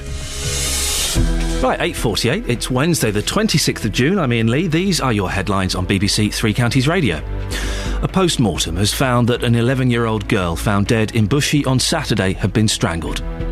5 local Conservatives are trying to block a bill which would give the government the power to spend an unlimited amount building HS2. In sport, Manchester City striker Carlos Tevez is on the verge of a move to Juventus in a deal thought to be worth £12 million. Coming up, we'll have your comments on parking charges. 08459 455 555. You heard the councillor John Bint there defending the rise in parking charges in Milton Keynes. What do you think? Does it affect the way you shop? We'll talk about that more after the weather with Sarah Thornton. Beds, Hearts and Bucks weather. BBC Three Counties Radio. Thank you very much indeed. We've got some nice breaks appearing now in the cloud. Looks like Buckinghamshire and Bedfordshire currently seeing the best of that. Hertfordshire, you've got a little bit more cloud according to the satellite picture, but it is thinning and breaking. So for all 3 counties, we're looking at a generally dry day with some good brighter sunny spells coming through, and in the best of that, top temperature of 20 or 21 Celsius. Now, I'd say generally dry day because this evening there's a risk of a few stray showers just coming in about 8 o'clock this evening, something like that. They'll be really well isolated, but just worth a mention. Could affect things, could potentially, just for the very end of the day, affect things at Wimbledon. But the likelihood is it'll be after play has finished, and then they'll clear away nicely. We'll be dry through the night. Dry start to the day tomorrow. Again, good brighter sunny spells, but cloud increasing from the west as we go through the morning into the afternoon, and that will bring us some light and patchy rain late in the afternoon, which will become a little heavier and more widespread as we go through the evening hours. That again could affect play at Wimbledon, more likely to, I think, tomorrow, and also play at the Oval if you're interested in the cricket. And then that'll clear away, but we will be left with yet more sort of claggy weather to come in for Friday morning.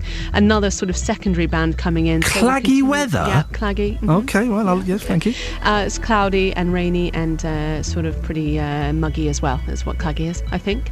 Thank you. I made it up. Yep. But there we go. Friday, we start with that still lingering around. Should clear up later in the day on Friday. The weekend looks fine and not claggy at all. Thank you very much. Okay. Claggy weather.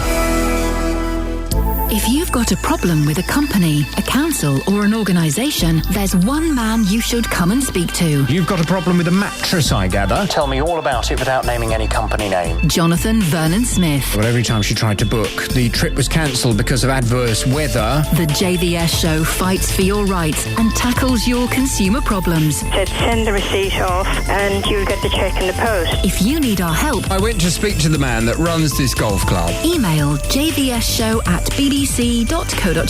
I'm just very pleased that you've got the money. And we could do the same for you. Thanks ever so much, Jonathan. The JVS show on BBC Three Counties Radio. Jonathan's been doing a lot of consumer calls about those memory foam mattresses. Oh, they sound horrible. They do. They all get like a discharge on them. Not all of them, obviously, but the ones that he's dealing with. I mean, you wouldn't phone him up and say, "By the way, JVS, just so you know, my memory foam mattress was working perfectly. There's no discharge on it." But the ones he's had about 3 or 4 the last couple of weeks of people who've got this horrible dark colouring on it. Ooh, why would you do that? Anyway, it's always a cracking listen. JVS from 9 o'clock. The Consumer Hour is at 11 o'clock. Now, we're talking about the parking charges. They go up in Milton Keynes for the first time in 4 years. Will it change your shopping habits? You can still pop in for an hour, but it might put you off going for 3 or 4 hours, wandering around, having a bit of lunch, socialising, having a coffee. 08459 455 555 is the phone number. Alan's in Milton Keynes. Alan, you were responsible for these parking charges. Have I got that right? No, not quite. You're the person we have to blame. No, not quite. I certainly was a cabinet member for transport some years ago in Milton Keynes and did actually put up the parking charges. And why did you do that? Because we wanted to improve the bus facilities in Milton Keynes, and we directly equated the cost of the parking charges to an increase in public transport in Milton Keynes. And it was specifically for buses, was it? Yeah, I still was very frustrated by the small amounts of the overall income that was actually going towards public transport, because there seemed to be an awful lot of expenses involved in the parking operation, but nevertheless, directly related to the parking charges going up, we did increase the subsidy to buses.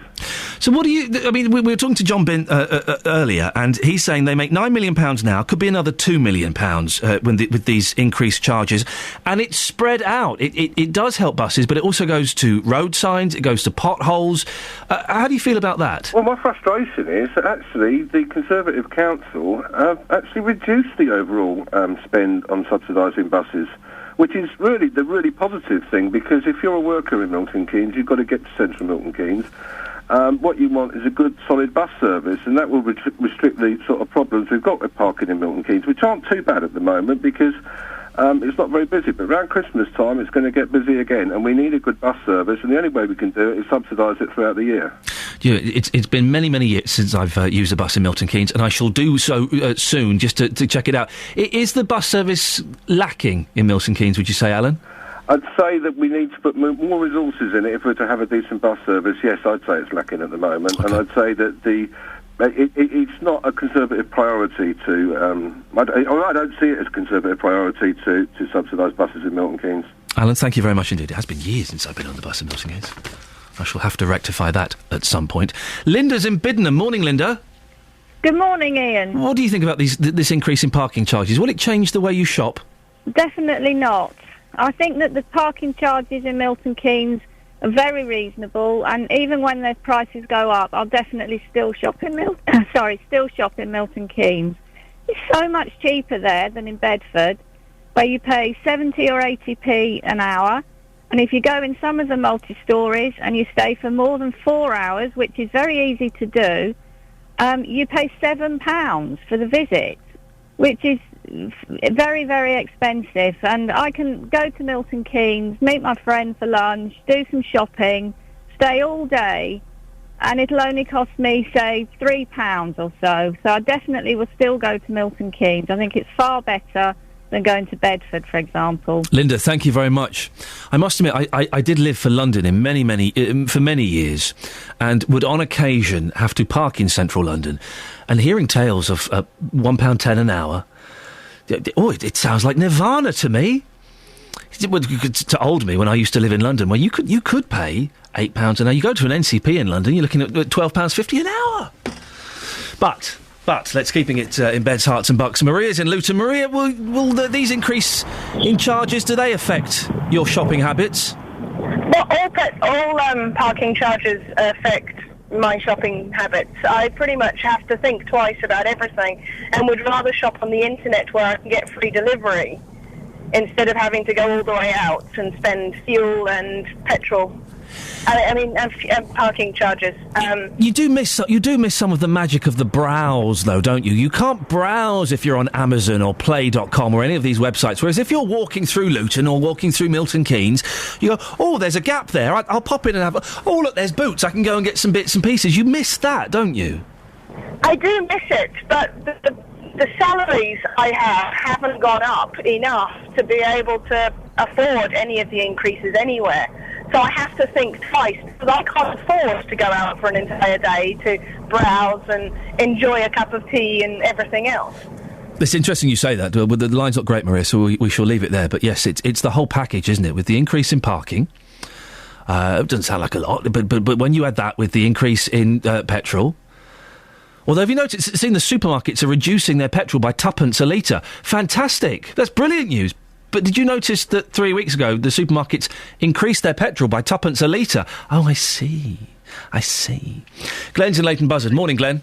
Morning, Ian. Increase in parking charges. Does it affect your shopping habits? Well, no, not really, because I live in Northampton, and Northampton's quite expensive anyway. So a trip to Milton Keynes is pleasurable, and the extra 10p, that wouldn't bother me. But the reason I came on to talk to you is regarding this funding towards potholes, because I thought our car tax went towards all that. So obviously it doesn't, does it? Well, it does seem confusing sometimes as to where our different bits of money are supposed to be going. The road licensing fund, yes, I thought that contributed towards the potholes, and then I heard something else contributed towards the potholes, and now it turns out it's this parking that's paying for it. Milton Keynes, I don't know if you know it very well, Glenn, but it does have... There are lots of potholes around there. It would seem that money's not quite reaching its right place. No, I don't think it is. Glenn, thank you very much indeed. Listen, I'll give you out the number for Jonathan Show. A little bit late to give me a call now. 08459 455 555 is the phone number. Some texts here. OC is texting. The average price per space has effectively been raised already because the free spaces were abolished. And why do we have to have blocks of time when the same company, Vinci, using the same machines in France, offers pro rata charging by the minute? And Pete in Stopford, last text from me today, says employee parking in central Milton Keynes sounds a bargain to me. It's around £1,000 a year in Watford Centre for employees. I have to drive as well as I'm disabled and in a wheelchair. Well, there you go. That's it from me. Don't forget to stick around because Jonathan Vernon Smith after 9 is asking what should we do with Iain Brady. Travel news for beds, cards and bugs. BBC Three Counties Radio.